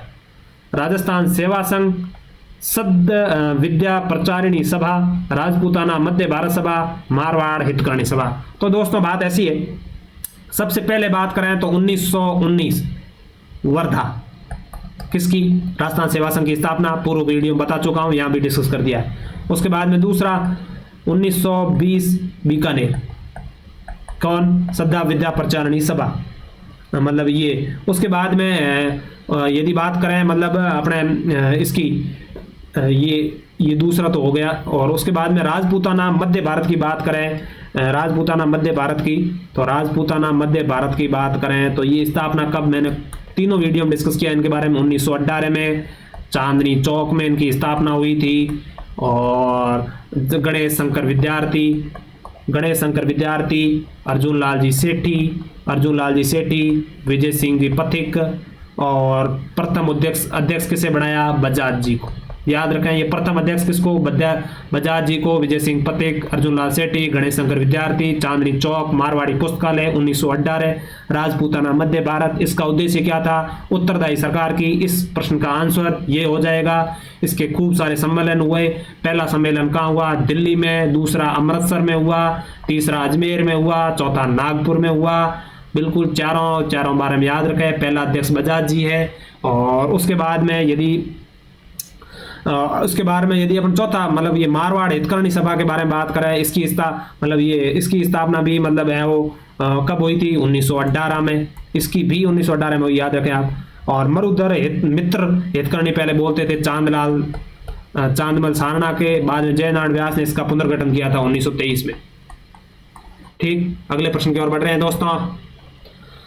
निम्नलिखित में पिंगल साहित्य की रचनाओं, उनके लेखकों को सम्मिलित कीजिए। सबसे पहले अवतार चरित्र, बहुत ही आसान स्तर का, नरहरिदास की पुस्तक है। किसकी है, नरहरिदास की अवतार चरित्र पुस्तक है। राम गुण सागर, ये किसकी है, ये थोड़ी अलग प्रकार की है, प्रताप कुमारी जी की है। बिल्कुल दो का एक हो जाएगा। उसके बाद में विनय मल्लिका किसकी है, दयाबाई की है, जो चरणदास जी क्या थी, शिष्य थी। अणबेवनी पुस्तक, ये तो आपको पता होगा, रामचरण जी कौन से, शाहपुरा शाखा रामसनई संप्रदाय, जिसके जो मतलब प्रवर्तक माने जाते हैं, उनकी पुस्तक है, जो भी आप मिला लेना। अगले प्रश्न की ओर बढ़ रहे हैं दोस्तों। ये हमारी नवयुग एकेडमी है, जिससे आप टेलीग्राम चैनल, नीचे डिस्क्रिप्शन बॉक्स में दी हुई है लिंक, वहां से जुड़े, आपको बहुत बेनिफिट देखने को मिलेगा। हमारे यूट्यूब चैनल को यदि आपको वीडियो अच्छे लगे तो बिल्कुल आप सब्सक्राइब कीजिए। और आपके यदि कुछ स्वागत योग्य कमेंट है तो बिल्कुल आप कमेंट बॉक्स में आके कमेंट भी कर सकते हैं। अगले प्रश्न की ओर बढ़ रहे हैं दोस्तों। मेवाड़ के राज चिन्ह में एक और तो भील थे, दूसरी ओर राजपूत के अंकन की प्रथा किस मेवाड़ के शासक काल में प्रारंभ हुई थी। तो दोस्तों ऐसी बात है कि प्रताप, इसका आंसर क्या हो जाएगा, प्रताप होगा। प्रताप के समय मतलब ऐसा माना जाता है कि खूब सारे मतलब प्रताप के समय भीलों ने मतलब प्रताप का साथ भी दिया। पुराना नाम भीलों के नाम पे कीका था, कीका भीला प्रताप का नाम था। और राणा पुंजा आपको पता होगा, इसके सेनापति थे, भील थे वो, राणा पुंजा है।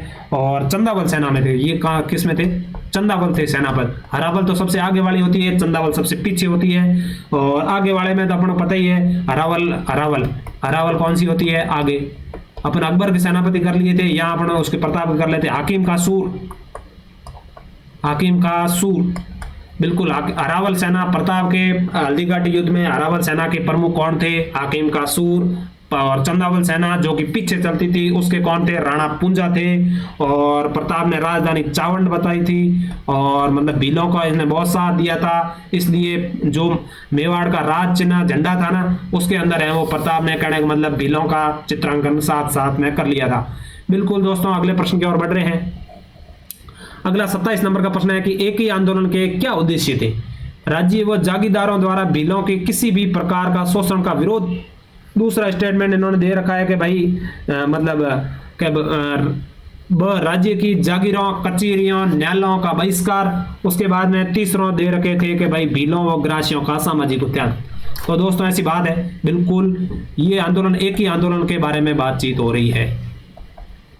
किसके बारे में, एक ही आंदोलन के बारे में बातचीत हो रही है, जो कि किसने शुरू किया था, मोतीलाल तेजावत ने शुरू किया था। कहां से किया था, ये आप याद कर सकते हो कि मात्रकुंडिया से शुरू किया था। मोतीलाल तेजावत जी द्वारा एक ही आंदोलन के नाम से जाना जाता है। और इनके द्वारा किया है कि भीलों और ग्रासियों दोनों को होते थे, कहने मतलब ये स्टेटमेंट सही है। उसके बाद वह क्या है कि राज्य में जागीर व कचहरियों, न्यायालयों का बहिष्कार। बिल्कुल ये खुद की इन्होंने जागीरें, कचहरियां, न्याय करने लग गए थे। बिल्कुल ये स्वयं का ये बहुत सही है, कहने मतलब स्टेटमेंट।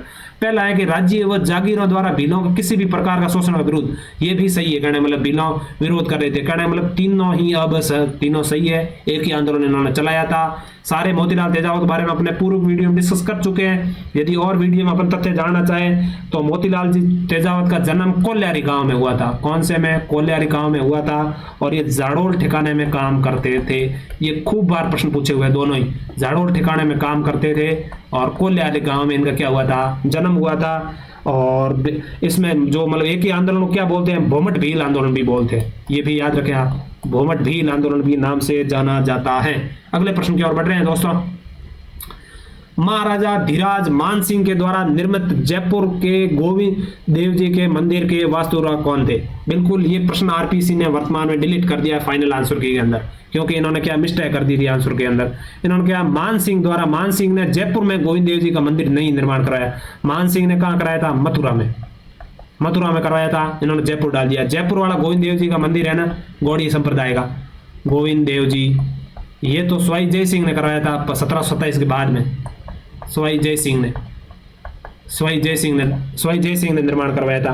और कहने का मतलब ये वृंदावन या मतलब मथुरा में ये अपने मतलब वृंदावन करवाया था। यदि यहाँ जयपुर की जगह वृंदावन डाल रखा होता तो ये माणिक चंद होगा, आंसर तो माणिक चंद होता। कहने का मतलब मान सिंह ने वृंदावन में जो मंदिर निर्माण करवाया था उसका आंसर माणिक चंद था। लेकिन ये जो जयपुर में गोविंद देव जी का मंदिर है ये तो इनके बहुत साल बाद में सवाई जय सिंह 1727 में स्थापना हुई, 18वीं शताब्दी के लगभग के समथिंग है कहने का मतलब। और सवाई जय सिंह ने निर्माण करवाया था। गौड़ीय संप्रदाय का मंदिर है। राजस्थान में गौड़ीय संप्रदाय की बात करें तो दो मंदिर है, एक करौली के मदन पाल द्वारा निर्मित, करौली वाला है जो मदन मोहन का मंदिर, मदन मोहन मंदिर, करौली का मदन मोहन, और जयपुर के कौन सा? गोविंद देव जी का मंदिर। ये दोनों गौड़ीय संप्रदाय के मंदिर है, 18वीं शताब्दी का ये है। वो प्रश्न डिलीट होने की वजह से आरपीसी ने रिवाइज आंसर के अंदर के इस प्रश्न को डिलीट कर दिया था। और आप याद रखें, कहने का मतलब मथुरा वाला पूछा जा सकता है एग्जामिनर की नजर में है तो उसका उत्तर माणिक चंद होगा, उस समय उसके वास्तुकार थे। अगले प्रश्न की ओर बढ़ रहे हैं दोस्तों। अलवर रियासत में वाल्मीकि व आदिवासी संघ का स्थापित करने का श्रेय किसे जाता है? लक्ष्मण स्वरूप त्रिपाठी, शालिग्राम, हरिनारायण शर्मा, मास्टर भोलेनाथ। इनके बारे में पूर्व वीडियो में सारे के सारे इनके जितने भी संघ हैं किनके?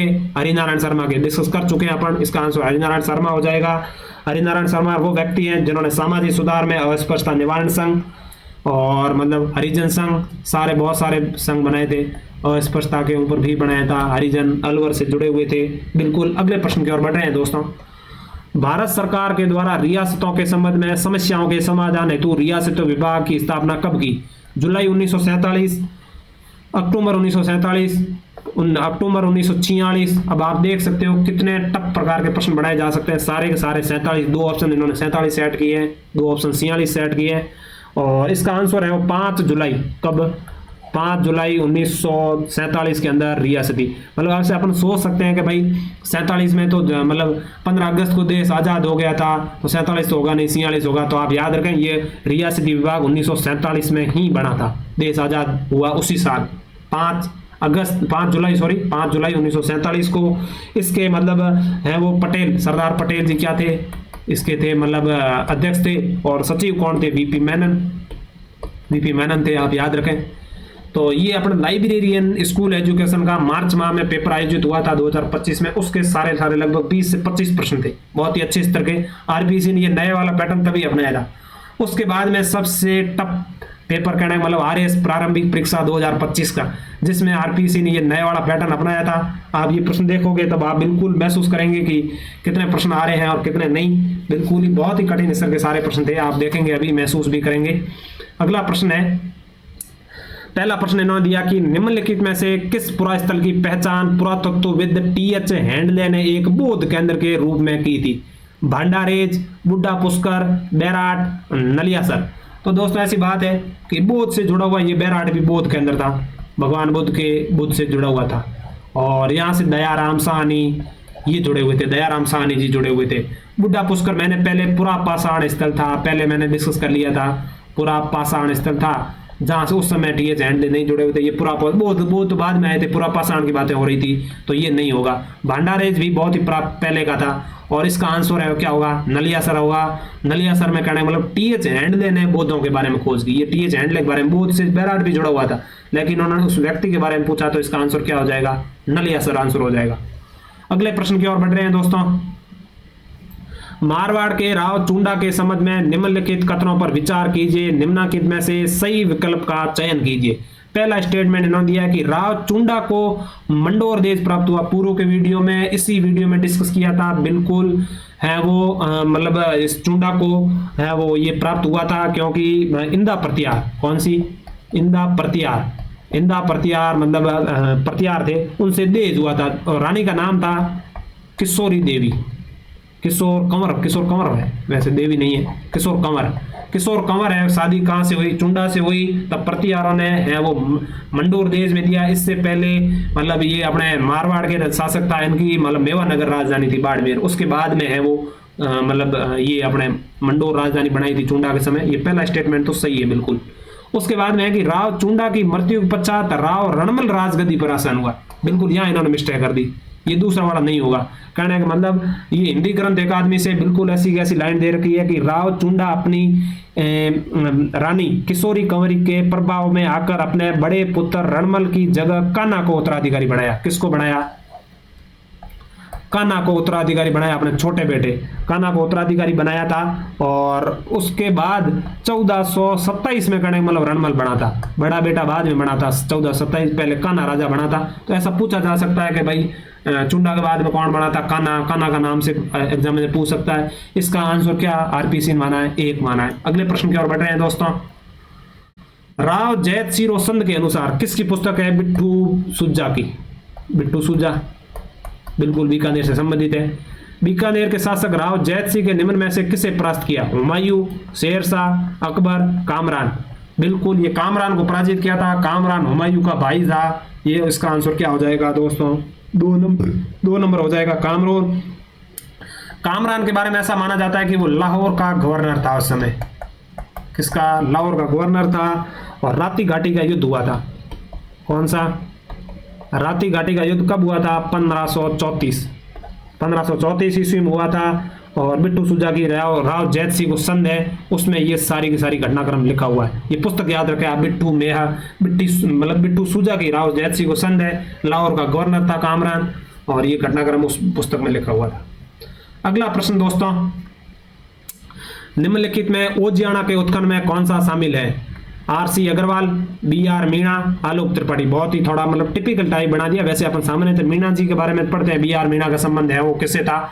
ओजियाना से था। इन्होंने किया कि पहले इससे पहले मतलब दिसंबर महीने में एक रिसर्च ऑफिसर का पेपर हुआ, उसमें उन्होंने आंसर माना था आर.सी. अग्रवाल, लेकिन उसकी फाइनल आंसर की आई तो उसको मतलब प्रश्न को डिलीट कर दिया। तो कहना मतलब आर.सी. अग्रवाल नहीं जुड़े हुए।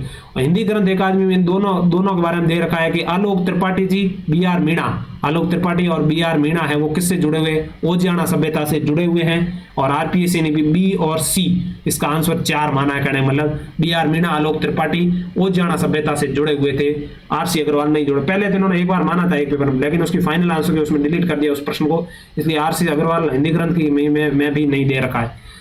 अगले प्रश्न की ओर बढ़ रहे हैं दोस्तों। बिजोलिया किसान आंदोलन से इन्होंने दिया था, बहुत ही अच्छा प्रकार का ये पैटर्न, जो नए वाला पैटर्न है, इसी पेपर से इन्होंने अप्लाई किया था। देख सकते हो आप सारे प्रश्नों में बिजोलिया किसान आंदोलन के संबंध में एक आधे प्रश्न के तो सारे प्रश्न है। बिजोलिया किसान आंदोलन के संबंध में निम्नलिखित कथनों पर विचार कीजिए। बिजोलिया किसान आंदोलन संबंधी जानकारी देने हेतु विजय सिंह पथिक गांधी जी से वर्धा में गए थे मिलने, मतलब भी जो जानकारी जाने। उसके बाद में है कि प्रयाग के अभ्युदय, ये स्टेटमेंट मैंने पहले डिस्कस कर दिया है पुराने वीडियो में। मैंने कहा बिजोलिया किसान आंदोलन प्रताप के जो गणेश शंकर विद्यार्थी प्रताप, वो उनके सारी पत्रिकाएं। उसके बाद में ये 2 अखबार उस समय मैंने इससे जो तीसरे नंबर का वीडियो उसमें मैंने डिस्कस किया था। मैंने कहा प्रयाग का अभ्युदय और कलकत्ता का था भारत मित्र, उसमें भी बिजोलिया खबरें छपती थी। उस समय ये तथ्य अपन पढ़ लिया था। कहने मतलब ये सही है कि भाई कलकत्ता का, वापस पढ़ लेते हैं इसको, कलकत्ता का भारत के मित्र समाचार बिजोलिया किसान आंदोलन संबंधी समाचार के रूप में प्रकाशन किया। बिल्कुल सही स्टेटमेंट है। इन्होंने ऊपर वाले स्टेटमेंट में गलत किया, मिस्टेक करके, यहाँ नागपुर होगा। कहना मतलब नागपुर अधिवेशन में विजय सिंह पथिक गांधी जी को ये बिजोलिया किसान आंदोलन के बारे में जानकारी जाने गए थे। तो इनमें क्या इन्होंने माना है कि एक तो गलत है, दूसरे वाला सही है। मतलब इसमें स्टेटमेंट इन्होंने क्या है, वर्धा नहीं है। कहने मतलब बी होगा, बी सही है, बी इसका आंसर सही माना है। अगला प्रश्न की ओर बढ़ रहे हैं दोस्तों। ये भी अच्छे प्रकार का फैक्ट था। 1945 में S.A. सुधा लंकर प्रतिवेदन निम्न में से किस देशी रियासत से सामान्यतः नोट्सों में तो अपना सामान्यतः ऐड नहीं है, हो सकता है ये फरवरी में आयोजित हुआ उसके बाद में कोचिंग वालों ने ऐड कर लिया, पहले तो सामान्यतः नहीं पढ़ते थे। ये जोधपुर राज्य से ऐसा माना जाता है, जोधपुर में प्रशासनिक सुधार हुए थे, संवैधानिक सुधार, तो राजा ने इनके नेतृत्व में, किसके नेतृत्व में, S.A. सुधा लंकर के नेतृत्व में संवैधानिक सुधार हेतु एक आयोग गठन किया था। जोधपुर राज्य से इनका संबंध था। अगला प्रश्न, वाल्टर कत हितकर्णी के बारे में भी खूब सारे इस साल प्रश्न पूछे आरपीएससी ने, अपने पूर्व वीडियो में डिस्कस कर चुके हैं, एक बार और कर लेते हैं। वाल्टर कर्त राजपूत हितकर्णी सभा के संबंध में निम्न में से कौन सा कथन असत्य है? क्या पूछा है, मतलब असत्य पूछा है इन लोगों ने। इनमें दे रखा है कि इसकी स्थापना सन 1888 में कर्नल CKM वॉल्टन के प्रयासों से हुई है। ठीक है, दूसरा स्टेटमेंट पढ़ते हैं। इसका उद्देश्य राजस्थान के राजपूतों दलितों के लिए सुधारात्मक कार्य करना था। ठीक है, उसके बाद में इनकी प्रथम बैठक आयोजित अजमेर में हुई थी। सभा का उद्देश्य प्राप्ति के लिए सामाजिक नियम, मैंने पहले इसके डिस्कस सारे कर लिए। 1888 में इसकी स्थापना हुई थी। 1899 में इसका नाम वाल्टर कर्त राजपूत हितकर्णी कर दिया था। 2 सम्मेलन हुए थे, दोनों अजमेर में हुए थे, और उसके बाद में मतलब इसके दोनों सम्मेलन अजमेर में हुए थे। इसका उद्देश्य मतलब है वो सामाजिक सुधार करना था, और इसका कहने मतलब ये राजपूतों के बारे में थी, दलितों के बारे में नहीं। इस स्टेटमेंट में इसने दलितों का नाम साथ में देके इस स्टेटमेंट को गलत करा दिया। इसका आंसर 2 नंबर होगा, दलितों से नहीं थी, केवल राजपूतों से होता तो बिल्कुल सही होती, और बाकी सारे उद्देश्य इसमें सही है। 1888 में वॉल्टर के प्रयासों से हुई, इसका उद्देश्य सामाजिक नियम बनाना वगैरह थी, तो कहने मतलब इसके सारे बाकी वाले सही है। और ये 10वीं की बोर्ड की 9वीं की किताब से सारे स्टेटमेंट उठा रखे हैं, और इसके सारे दूसरे स्टेटमेंट सारे अपन पूर्व वीडियो में डिस्कस कर चुके हैं। अगले प्रश्न की ओर बढ़ रहे हैं दोस्तों। राजौरगढ़, ये भी तथ्य मैंने पूर्व वीडियो में डिस्कस कर दिया, वापस एक बार इन लोगों ने पूछा है, उस समय अलग प्रकार का डिस्कस किया था भाई। राजौरगढ़ के मंथान देव द्वारा निर्मित प्रसिद्ध मंदिर निम्न में से देवी देवता को समर्पित है? विष्णु को, सूर्य को, शिव को, मसीह और मर्दानी को। बिल्कुल, ये शिव मंदिर के बारे में बातचीत हो रही है दोस्तों। शिव मंदिर वही मंदिर है। शिव मंदिर कौन सा मंदिर है? शिव मंदिर जो कि नीलकंठेश्वर नीलकंठेश्वर मंदिर है। नीलकंठेश्वर मंदिर जो कि अलवर में पड़ता है, जो कि किसके द्वारा? राजौरगढ़ में है, अलवर के राजौरगढ़ कस्बे में मंथान देवर द्वारा निर्मित है। वापस पूछा जा सकता है, नीलकंठेश्वर मंदिर का निर्माण किसने करवाया? मंथान देव राजा ने। तो आप याद रखें इनके बारे में। बिल्कुल अगले प्रकार का स्टेटमेंट इन्होंने दिया था, बहुत ही अच्छा स्टेटमेंट था। लोक वाद्यंत्र चौतारा के संबंध में निम्नलिखित कथनों पर विचार कीजिए एवं निम्नलिखित में से सही विकल्प चुनिए। ये 4 तारों वाला वाद्य यंत्र है। चौतारा के बारे में ऐसा माना जाता है कि ये 4 तारों है। बिल्कुल 4 तारे, मतलब इसमें माना जाता है कि भाई बिल्कुल 4 तारे होती है, नाम ही चौतारा है तो 4 तारे होती है। सामान्यतः रामदेव जी के भजन में गाए जाते। बिल्कुल सामान्यतः रामदेव जी 13 ताली नृत्य करते हैं ना, कामड़िया पंथ की महिलाएं, उस समय ये चौतारा बजाया जाता है। इसके साथ में मंजीरा भी बजाया जाता है। मंजीरा है, ढोलक है, और मतलब अन्य वाद्य यंत्र भी बनाए जाते हैं। कहने मतलब ये दोनों स्टेटमेंट सत्य माने हैं इन लोगों ने, सही है स्टेटमेंट दोनों ही। अगला प्रश्न है इसमें, ये एक 2 प्रश्न ही सही थे। कहने मतलब इन्होंने 20 प्रश्न पूछे थे प्रारंभिक, 17-18 प्रश्न थे, उनमें 1-2 ही ये आसान स्तर का। कौन सा सुमनित नहीं है? पृथ्वीराज दासों चंद्र प्रदाई, बिल्कुल सही है। बीसल देव दासों नरपति नाला, ये अपन पूर्व में दोनों ही डिस्कस कर चुके हैं। कुमार दासों करणी दान, ये इसका गलत हो जाएगा। कहने मतलब छत्रसाल डूंगर सिंह की। तो इसमें क्या है कि दलपत विजय की है। क्या? कुमार दासों दलपत विजय की है। दलपत विजय की है कहने का मतलब ये पुस्तक, इसलिए ये गलत हो जाएगा। अगले प्रश्न की ओर बढ़ रहे हैं दोस्तों। 130 नंबर, सूची 1 व सूची 2 को सम्मिलित करते हुए राजस्थान के प्रसिद्ध चित्रकला शैलियों, उसके चित्रकारों के संबंध में सही विकल्प को चुनिए। बहुत ही आसान, किशनगढ़ के सारे अपन अभी डिस्कस किए, और इन्होंने वैसे सिंपल वाला ही दिया है। किशनगढ़ में निहाल चंद, ठीक है। बीकानेर के बारे में भी अपन ने डिस्कस किया है। बीकानेर के कौन थे? अली राजा थे। उसके बाद में मेवाड़ में कौन थे? मेवाड़ में साहबुद्दीन, जिसे साहबुद्दीन मैंने पहले भी डिस्कस कर दिया, ये खूब बार पूछा है। साहब अमर सिंह के समय रागमाला का चित्रण किया था इन्होंने। मारवाड़ में शिवदास, दास वाले सारे चित्रकार मारवाड़ से, ध्यान रखें। और एक दाना बाटी, जिसमें मतलब दाना बाटी मतलब मारवाड़ चित्रकला का चरमोत्कर्ष था, इस समय सर्वश्रेष्ठ चित्रकला थी। तो दाना बाटी मारवाड़ से, तो इसका स्टेटमेंट करने मतलब ये हो जाएगा। अगले प्रश्न देखो दोस्तों, लालदास जी के बारे में पूछा है इन्होंने। मैंने लालदास जी का संबंध निम्नलिखित कथनों में से विचार कीजिए, निम्नलिखित में से सही विकल्प चुनिए। लालदास जी आजीवन विवाहित रहे थे। अविवाहित रहे थे, नहीं ये गलत है। ब्याह किया था इन्होंने भाई, विवाह किया था, अविवाहित नहीं रहे थे, ये गलत हो गया कहने मतलब स्टेटमेंट। संत लालदास जी के मृत्यु के पश्चात उनके समाधि स्थल पर मंदिर का निर्माण करवाया गया था। कहने मतलब ये हिंदू मुस्लिम दोनों ही मानते थे, इसलिए इनके मतलब मंदिर का निर्माण करवाया था। कहने मतलब मुस्लिम भी पूछते हैं, हिंदी भी पूछते हैं, इसलिए इसका स्टेटमेंट क्या हो जाएगा, दो सही हो जाएगा, केवल दो सही हैं। अगले प्रश्न की ओर बढ़ रहे हैं दोस्तों। राजस्थान की वेशभूषा में प्रयुक्त कसुमल निम्न में से कौन सा रंग है? लाल, गुलाबी, पीला, केसरिया। तो दोस्तों ये कोष्टक बना के 10वीं वाली बोर्ड किताब में दे रखा है, लाल रंग कसुमल। लाल रंग का किसे संबंधित है? कसुमल। पहले भी बहुत बार पूछा हुआ है, आप याद रखें इस तथ्य को, बहुत ही आसान स्तर का प्रश्न था। अगले प्रश्न की ओर बढ़ रहे हैं। मत्स्य संघ के बारे में दे रखी, अभी डिस्कस किया था मत्स्य संघ के बारे में दिया है कि प्रधानमंत्री शोभाराम का संबंध निम्नलिखित, लेकिन ये प्रश्न बहुत ही कठिन स्तर का था। विचार कीजिए एवं निम्नलिखित में सही विकल्प चुनिए कि इन्होंने असहयोग आंदोलन के द्वारा वकालत छोड़ी थी। अब शोभाराम कुमावत के बारे में, प्रत्येक के बारे में अपन सारे प्रजामंडल में कम से कम 300-400 लोग थे कि भाई इन्होंने असहयोग आंदोलन वकालत छोड़ी कि नहीं छोड़ी। उसके बाद में हीरालाल शास्त्री मंत्रिमंडल में सदस्य, ये मैंने पहले डिस्कस कर दिया है पुराने वीडियो। मैंने कहा ये मत्स्य संघ का व्रत मत्स्य शंकरदेव राय कमेटी के सिफारिश पर 15 मई वाली, जो 15 मई की जुड़ा था, मतलब 15 मई 1949 को ये जुड़ा था शंकरदेव राय कमेटी। उस समय शोभाराम कुमावत वाले मतलब उसके बाद में मतलब मंत्रिमंडल में सदस्य में सम्मिलित हो गए ये शोभाराम कुमावत। शंकरदेव राय कमेटी की सिफारिश पर ये मत्स्य व्रत राजस्थान में जुड़ा था। तो ये स्टेटमेंट पहले 20 तो सही था, लेकिन 20 स्टेटमेंट से मतलब अपने ऑप्शन नहीं निकल रहे थे, दोनों में कंफ्यूजन था। और कहने मतलब इन आरपीएससी ने इसका आंसर क्या माना है? आरपीएससी ने इसका आंसर केवल बी माना है। केवल वकालत तो नहीं छोड़ी थी, लेकिन ये हीरालाल शास्त्री मंत्रिमंडल में शामिल रहे थे। बहुत ही कठिन स्तर का प्रश्न था, आप याद रखें। कहने मतलब हो सकता है अगले बारे में पूछा जाए, वकालत नहीं छोड़ी थी, वापस रिपीट भी हो सकता है। अगले प्रश्न की ओर बढ़ रहे हैं दोस्तों। निम्न में से किसकी राजस्थानी भाषा में अडी ये वाली शब्द प्रचलित है? मुहावरे, लोकोक्तियां, पहेलियां और फड़। बिल्कुल ये पहेलियां इनका आंसर माना इन्होंने, और ये भी मतलब मारवाड़ से संबंधित है। कहने मतलब टर्मिनोलॉजी पहेलियां अडी संबंधित है। तो दोस्तों ये तो मतलब नए पैटर्न से जो आरपीसी ने आयोजित किया था, जो पूर्ण रूप से आरपीसी मतलब प्री आरएस प्री में इन्होंने अप्लाई किया था, लेकिन 1 जनवरी में पेपर लास्ट पेपर है अपन इस सीरीज का, वो डिस्कस कर लेते हैं। जो कि 2nd ग्रेड संस्कृत विभाग का हुआ था जनवरी में, जिसका रिजल्ट अभी इसी महीने अगस्त माह में आया था। उस पेपर के बारे में भी, उसमें बहुत ही आसान स्तर आप महसूस करेंगे, 1 या 2 स्तर के आसान स्तर के थे। बाकी पेपरों में क्या है 1-2 आसान थे, और इस जो संस्कृत वाला हुआ था इसमें पुराने मतलब एग्जामिनर लगभग शायद हो सकता है कि पैटर्न से कर रहे थे, तो इसमें मतलब आसान स्तर के प्रश्न थे सामान्य था अपेक्षा कर। तो पहला प्रश्न अपन डिस्कस करते हैं। इनमें दिया कि निम्नलिखित में कौन सा सुशीर वाद्य अंतर नहीं है? मैंने कहा था वाद्य अंतर आया और सतारा, मशक, भुपंग, नड़, ये तो 4 तो डालेंगे बिल्कुल।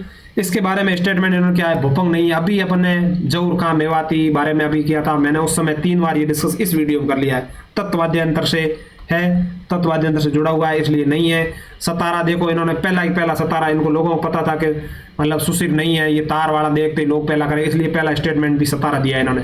तो आप बिल्कुल सतारा याद रखें, ये सुशीर वाद्य अंतर है। मशक भी सुशीर वाद्य अंतर है। नड़ है वो करना भील बजाते, ये भी सुशीर वाद्य अंतर है। इस ऑप्शन भुपंग हो जाएगा, जो कि तत्वाद्य अंतर है। दूसरे प्रश्न की ओर बढ़ रहे हैं दोस्तों। माओ जी के चौपड़ों की भाषा क्या थी? मारवाड़ी, बागड़ी, खैराड़ी, मेवाड़ी।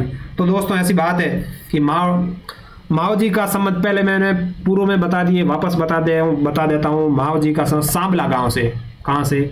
सांबला गांव, डूंगरपुर से जुड़े हुए थे, डूंगरपुर से जुड़े हुए थे। भगवान कृष्ण के निष्कलंकी अवतार, किसका?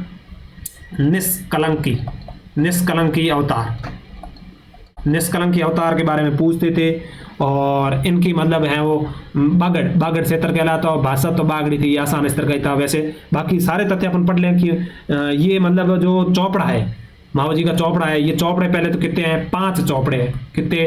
5 चौपड़े हैं। दीपावली को मतलब इसका है वो वाचन होता है। दीपावली वाले दिन भविष्यवाणी होती है, इसमें क्या सामान्यतः क्या होती है? भविष्यवाणी होती है। वाद विवाद शैली में है ये। और कौन कौन से 5 हैं?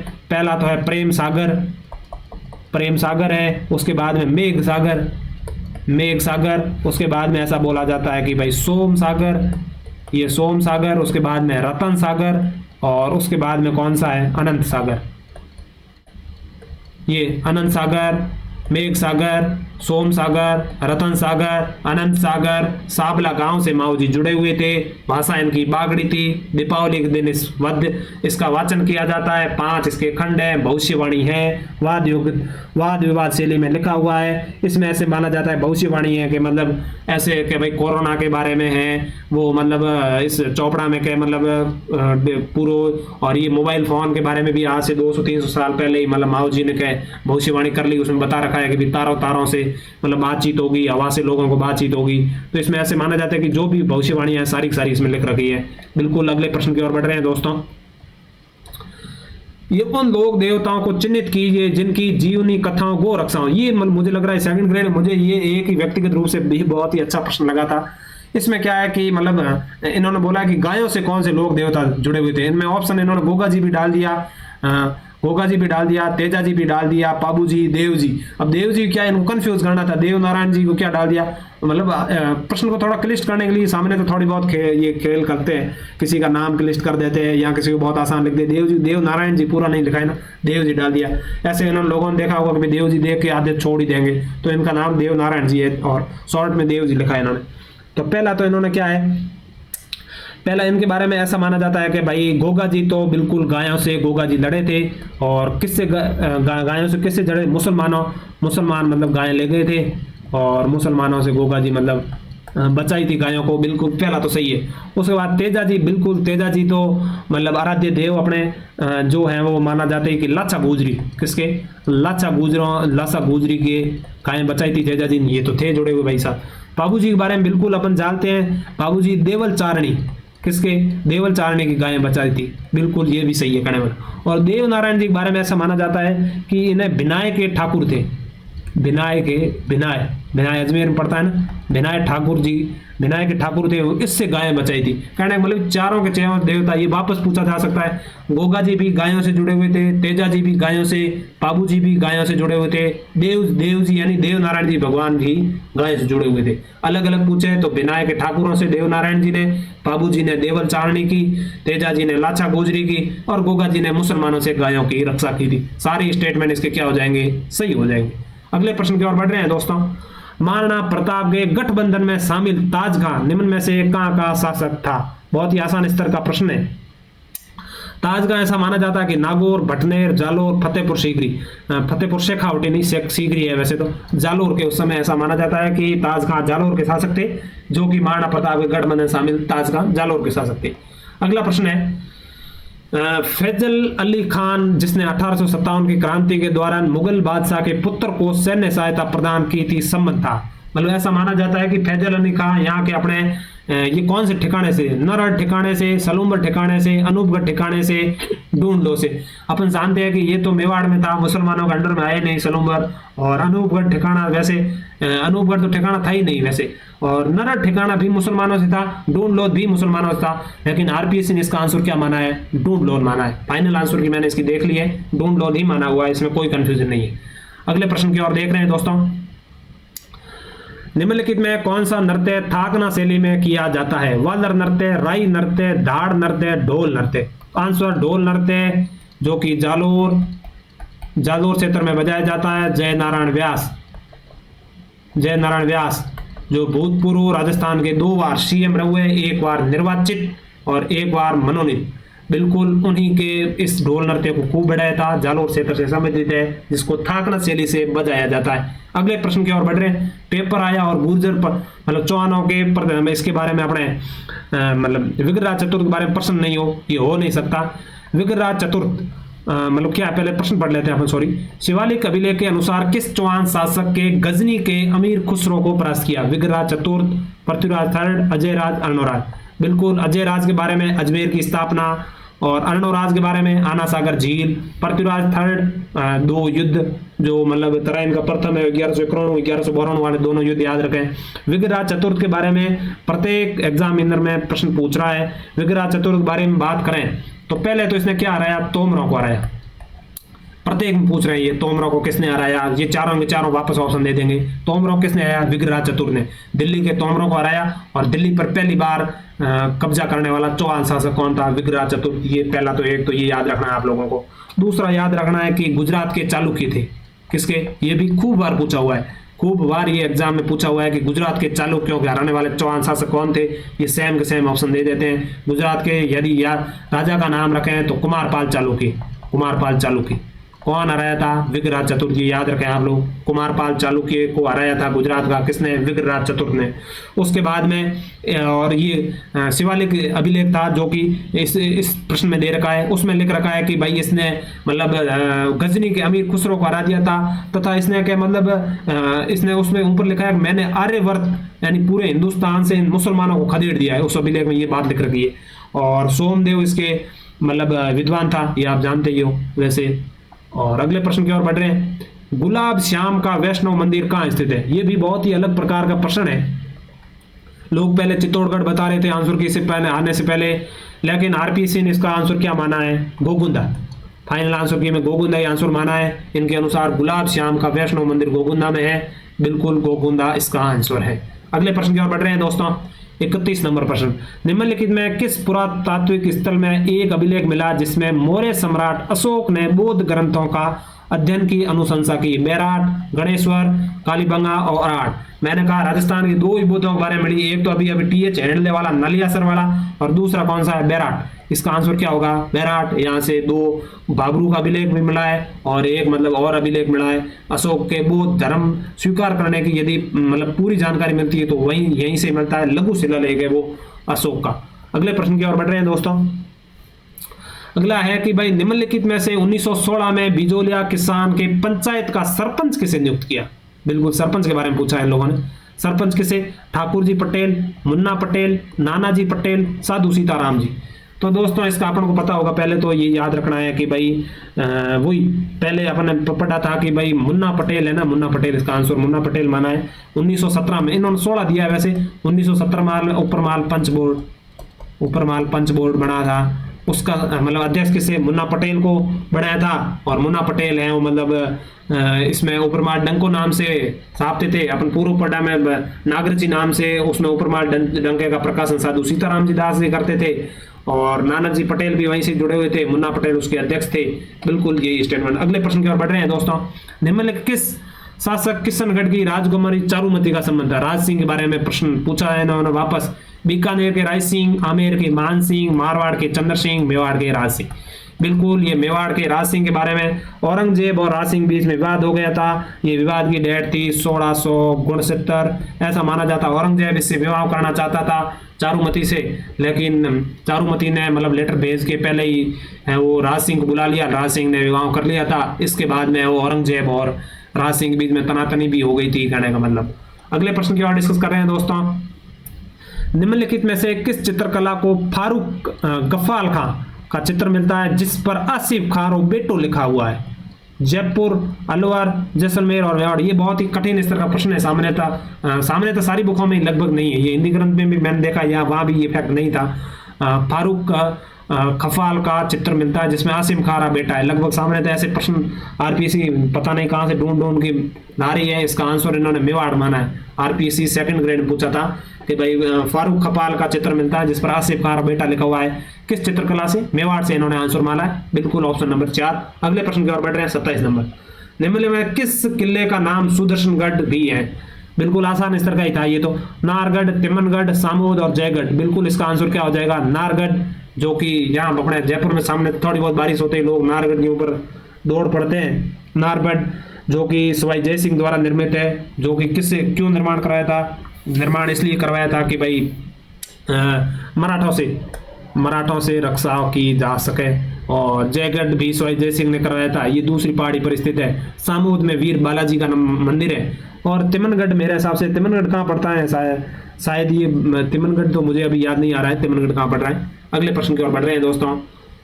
निम्नलिखित में से दयालदास जी की रचनाओं के बारे में वापस पूछा है इन्होंने कि दयालदास जी की कौन सी पुस्तक है? मुझे लग रहा है दयालदास जी की आपको पूर्व वीडियो में भी अपन ने एक प्रश्न दयालदास जी के बारे में आ चुका था। दयालदास जी की सारी पुस्तकों के बारे में पढ़ना चाहिए। पहला दिन दिया कि राठौड़ ने ख्याल लिखी थी। बिल्कुल दयालदास जी के बारे में पढ़े तो ये रतन सिंह के तो दरबारी थे। बीकानेर के शासक थे। बीकानेर के शासक रतन सिंह, उनके क्या थे? दरबारी थे। और राठौड़ों की ख्यात बिल्कुल इन्हीं की पुस्तक है। पहला तो सही है। उसके बाद में इन्होंने दिया है कि भाई मतलब देश दर्पण बिल्कुल किनकी है? दयालदास जी की है, इन्हीं की। इन्हीं की है, सही है। उसके बाद में तीसरा दिया है आर्यख्यान कल्पद्रुम, बिल्कुल इन्हीं की है, दयाल दास जी की। और दयाल दास जी की और आप 3 से 4 पुस्तकें और है, वो सारी की सारी पुस्तकें पढ़ लें, ताकि हो सकता है आगामी एग्जाम में ऑप्शन इस प्रकार सेट कर दिए हो कि मतलब आंसर निकालना पड़े। तो इसमें तीनों ही है। तो कहने का मतलब जैसे देखो, जैसे एक तो है पंवार वंश दर्पण, कौन सी, पंवार वंश दर्पण। ऐसा माना जाता है कि भाई ये दयाल दास जी पंवार वंशी थे। तो पंवार वंश दर्पण किससे जुड़ी हुई है, दयाल दास जी जुड़े हुए। एक ही है, एक है जस रत्नाकर, कौन सी, जस रत्नाकर। जस रत्नाकर किसकी है, ये भी दयाल दास जी की। एक है करणी चरित्र, करणी माता के ऊपर लिखा हुआ है करणी चरित्र। 3 पुस्तकें और आप याद रखें, 3 इसमें दे रखी है कि राठौड़ों की ख्यात, देश दर्पण और आर्यख्यान कल्पद्रुम। कौन सी, आर्यख्यान कल्पद्रुम। 3 और पुस्तकें, पंवार वंशीय दर्पण, जस रत्नाकर, करणी चरित्र। 3 पुस्तक, 6 पुस्तक आप दयाल दास जी याद रखें। दयाल दास जी के बारे में बार बार फैक्ट पूछा जा रहा है, हो सकता है कि वापस पूछ लिया जाए। 3 से 6 किताबें हैं, वापस याद रखें आप, इनको तथ्य को रिवाइज करें बार बार। और ये पुस्तकें मैंने मतलब ऑफिशियल वेबसाइट से ली है, या आपने नोट्सों में ऐड ऑन कर सकते हैं। पंवार वंश का दर्पण, जस रत्नाकर, करणी चरित्र। बिल्कुल अगले प्रश्न की ओर बढ़ रहे हैं। राजपूताना मध्य भारत सभा का प्रथम अधिवेशन का अध्यक्ष कौन था। अभी 1918 में मारवाड़ी पुस्तकालय में बहुत सारे लोग जुड़े हुए थे, अपने कम से कम 10 बार तो डिस्कस कर लिया इन सीरीज के 3-4 वीडियो में। पहले इनमें अध्यक्ष कौन था, अभी मैंने कहा था जमनालाल जी बजाज पहले अध्यक्ष थे। पहला सम्मेलन दिल्ली में, दूसरा सम्मेलन है वो अमृतसर में, तीसरा अजमेर में, चौथा है वो नागपुर में हुआ था। अगले प्रश्न क्या है, प्रश्न पूछा इन्होंने कि निम्नलिखित में किस अवसर पर कांकन डोरडा की प्रथा का अभ्यास किया जाता है। अभ्यास तो क्या किया जाता है, बांधा ही जाता है। जन्म पे, नामकरण पे, शौक में, विवाह में। तो दोस्तों विवाह पे कांकन डोरडे बांधे जाते हैं, आप लोगों को पता ही होगा। जिन लोगों ने विवाह किया उनको तो निश्चित रूप से पता ही होगा। अगले प्रश्न की ओर बढ़ते हैं दोस्तों। निम्न में से किस स्थान पर आमेर के मानसिंह फर्स्ट के मुगल सेनायक के रूप में काम नहीं किया था। देखो मैंने उस समय कहा मानसिंह, बीकानेर के राय सिंह, मेवाड़ के राज सिंह। आप इन 3 राजाओं के बारे में निश्चित रूप से पढ़े भाई। मारवाड़ के तो मालदेव, चंद्रसेन है, चुंडा है। इनके बारे में आपके मतलब नोट्सों के अलावा भी आप बुक देखें, कम से कम सारी बुकें नहीं पढ़ सकते, इन राजाओं के बारे में से कम मुझे लग रहा है आपको पढ़ना चाहिए। अन्य तथ्य वो आपके नोट्सों में ऐड ऑन करें। इसके अलावा यदि मेवाड़ से पूछा जा रहा है तो राज सिंह के बारे में पूछा जा रहा है, बार बार राज सिंह के बारे में पूछा जा रहा है। उसके बाद में बीकानेर के राय सिंह के बारे में बार बार पूछा जा रहा है, राय सिंह के बारे में। और यहाँ पूछा जा रहा है आमेर के, तो आमेर के मान सिंह कब गया था, किस अभियान में गए थे, कहाँ का ठिकानेदार था, कहाँ का नहीं था। तो सारे के सारे इन कम से कम आप सामने थे इन राजाओं के बारे में। तो जो भी आपके हिंदी ग्रंथ अकादमिक लाए, चाहे राजस्थान अध्ययन की बुक देखें, चाहे पैनोरमा की देखें, चाहे किसी भी बुक देखें, इनके बारे में आपके नोट्सों में जो एड ऑन तथ्य हैं, उनके अलावा जो भी तथ्य हैं वो नोट्सों में एड ऑन करें सामने जो भी तथ्य हैं। तो इनमें क्या है कि काबुल, बंगाल, मालवा, उत्तर पश्चिम सीमांत, उत्तर सीमांत पश्चात ये सेम ही है। काबुल भी मतलब उत्तर सीमा पश्चात अपने अफगानिस्तान को बोलते थे काबुल, और ये सेम ही है कहने मतलब ये पहले भी दे रखा है, इसको भी काबुल कह सकते हैं कहने मतलब उत्तर सीमा प्रांत वहीं उसी इलाके को कहते थे। और एक मालवा कहने मतलब इसका आंसर मालवा का नहीं हुआ था, काबुल का हुआ था, बिहार का हुआ था। वैसे ये बंगाल का भी हुआ था, उत्तर सीमा प्रांत का भी हुआ था, ये याद रख सकते हैं। बिहार का भी हुआ था। ये मैंने तो ऐसे याद रखता, सब में ब आ रखा है, इसमें भी ब आ रखा है, इसमें भी ब है, इसमें भी ब आ रखा है बीच में, इसमें भी है। ये कई बार पूछा हुआ है, ये पहली बार नहीं पूछा ऐसा तथ्य, बहुत बार पूछा हुआ है। अगले प्रश्न की ओर पढ़ रहे हैं दोस्तों। ठक्कर बप्पा ने भील सेवा समिति के तत्वावधान में कहाँ भील आश्रम की स्थापना, ये भी बहुत अच्छे प्रकार का प्रश्न है। तो दोस्तों ऐसी बात है कि ठक्कर बप्पा मतलब एक भील नेता थे। भीलों के आध्यात्मिक और सामाजिक उत्थान करने के लिए इन्होंने बहुत प्रयास किए थे। ऐसा माना जाता है कि भाई इनका पूरा नाम आप याद रखना चाहते हो तो एक अमृतलाल, मुझे लगता है ये नाम आपको याद रहना चाहिए।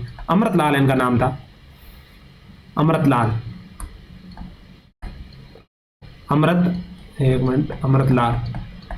अमृतलाल इनका नाम था। ऐसा माना जाता है कि 1923 में, कब ये तथ्य याद रखें आप, 1923 में पूछा जा सकता है कि भाई भील सेवा समिति की स्थापना कब हुई 1923 में। 1923 में हुई थी भील सेवा। और उसके बाद में है वो क्या कहने का मतलब इसको मतलब भील आश्रम की स्थापना है वो मतलब इसको वापस ऋषभदेव में भीलों का आध्यात्मिक उत्थान करने के लिए कर दी गई थी। और उसके बाद में खांडोलाई एक आश्रम है, ये आरपीसी ने कई बार पूछा है, आपको याद करना चाहिए। ये खांडोलाई मतलब खांडोलाई है वो 1934 में, कब 1934 में माणिक्यलाल वर्मा ने खांडोलाई आश्रम की स्थापना की थी 1934 में। ध्यान रखें, खांडोलाई आश्रम दे रखा होगा, उसमें मोतीलाल तेजावत भी ऑप्शन देंगे वो, और बाकी जैसे ये ठक्कर बप्पा की भी ऑप्शन दे सकते हैं। उसके बाद में और भी जो आदिवासी नेता उनके ऑप्शन दे सकते हैं। आप ध्यान रखें, खांडोलाई आश्रम है वो 1934 में माणिक्यलाल वर्मा द्वारा है। और ये जो ठक्कर बप्पा वाली है जो 1923 में है वो भील सेवा समिति बनी, जिसका भील आश्रम ऋषभदेव के रूप में। तो दोस्तों लास्ट प्रश्न की ओर बढ़ रहे हैं दोस्तों अपन। अगला प्रश्न है कि थल्ली, दातकी, देवटावाड़ी किसकी उपबोलियां हैं? मारवाड़ी की, हाड़ौती की, बागड़ी की, मेवाती की? तो दोस्तों ऐसी है कि इसका आंसर तो क्या हो जाएगा? मारवाड़ी की है। तो याद रखना जैसी है कि भाई पहले याद रखें आप, देवटावाड़ी सिरोही में बोली जाती है। कहाँ बोली जाती है? सिरोही में। और उसके बाद में यदि याद आप रखें तो थल्ली कहाँ बोली जाती है? चूरू और बीकानेर में। और ये धटकी बाड़मेर बोली जाती है, धटकी बाड़मेर में बोली जाती है। और यदि आप मारवाड़ी की उपबोलियां याद रखें तो एक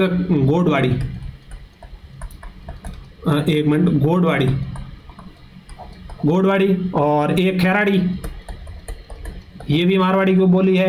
और उसके बाद में मतलब ये आप याद रख सकते हो, खैराड़ी के बारे में है कि भाई ये शाहपुरा भिलवाड़ा वाले में बोली जाती है। एक बागड़ी है ना, डूंगरपुर बांसवाड़ा वाली, वो भी मारवाड़ी की उपबोली, याद रखें आप लोग।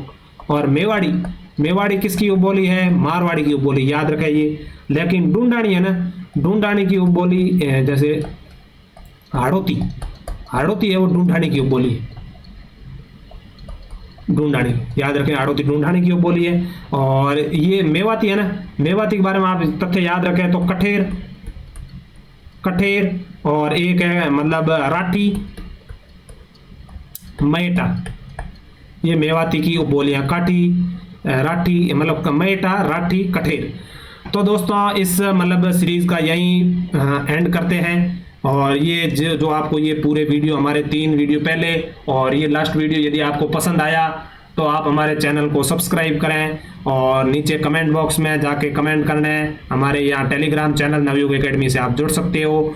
यदि ये वीडियो आपको मतलब थोड़ा भी यदि हेल्पफुल करेंगे और आप चाहेंगे तो दूसरी सब्जेक्टों में भी, हमारे हिंदी है, पॉलिटिकल साइंस है, उसके बारे में भी वीडियो है वो अंगामी बनाएंगे हम। और जैसे ये जुलाई माह में, उसके बाद में भी आरपीसी ने 3-4 पेपर और कर लिए, तो जैसे अंगामी प्रतियोगिताएं जैसे एसआई वगैरह होगी, तब तक और भी अपन एक ऐसा वीडियो बना के तब जो नए लेटेस्ट वाले हैं उसके बाद में डाल देंगे। 4 वीडियो में अपन ने 300-350 प्रश्न डिस्कस किए।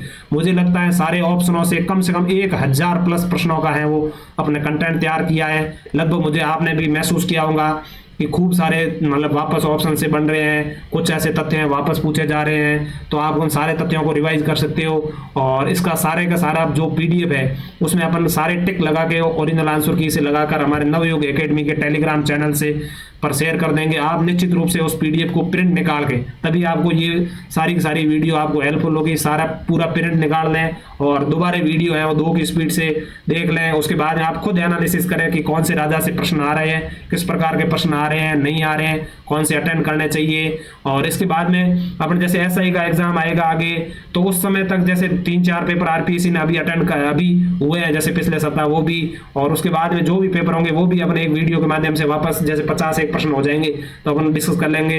उसके बाद में हो सकता है अपन पॉलिटिकल साइंस की सीरीज स्टार्ट करें। तो आप निश्चित रूप से इस वीडियो के माध्यम से आपको बहुत फायदा मिलेगा। और यदि ये वीडियो आपको अच्छा लगे तो कम से कम आप प्रत्येक व्यक्ति अपने एक दोस्त या एक से ज़्यादा दोस्तों को भी शेयर करें, जिससे हमें भी मतलब है वो मोटिवेशन देखने को मिलेगा भाई कि ये वीडियो हमारे इतने लोगों द्वारा देखा गया है। आप प्लीज़ सब्सक्राइब कीजिए, ये हमारी हम्बल रिक्वेस्ट है। आप प्लीज़ इस हमारे यूट्यूब चैनल को मुहिम जो है हम शुरू की है इसमें सब्सक्राइब करें, आपको फ़ायदा देखने को मिलेगा आगामी प्रतियोगिताओं में। और निश्चित रूप से धन्यवाद दोस्तों, आपने इस सीरीज़ को प्यार देने के लिए। नमस्कार।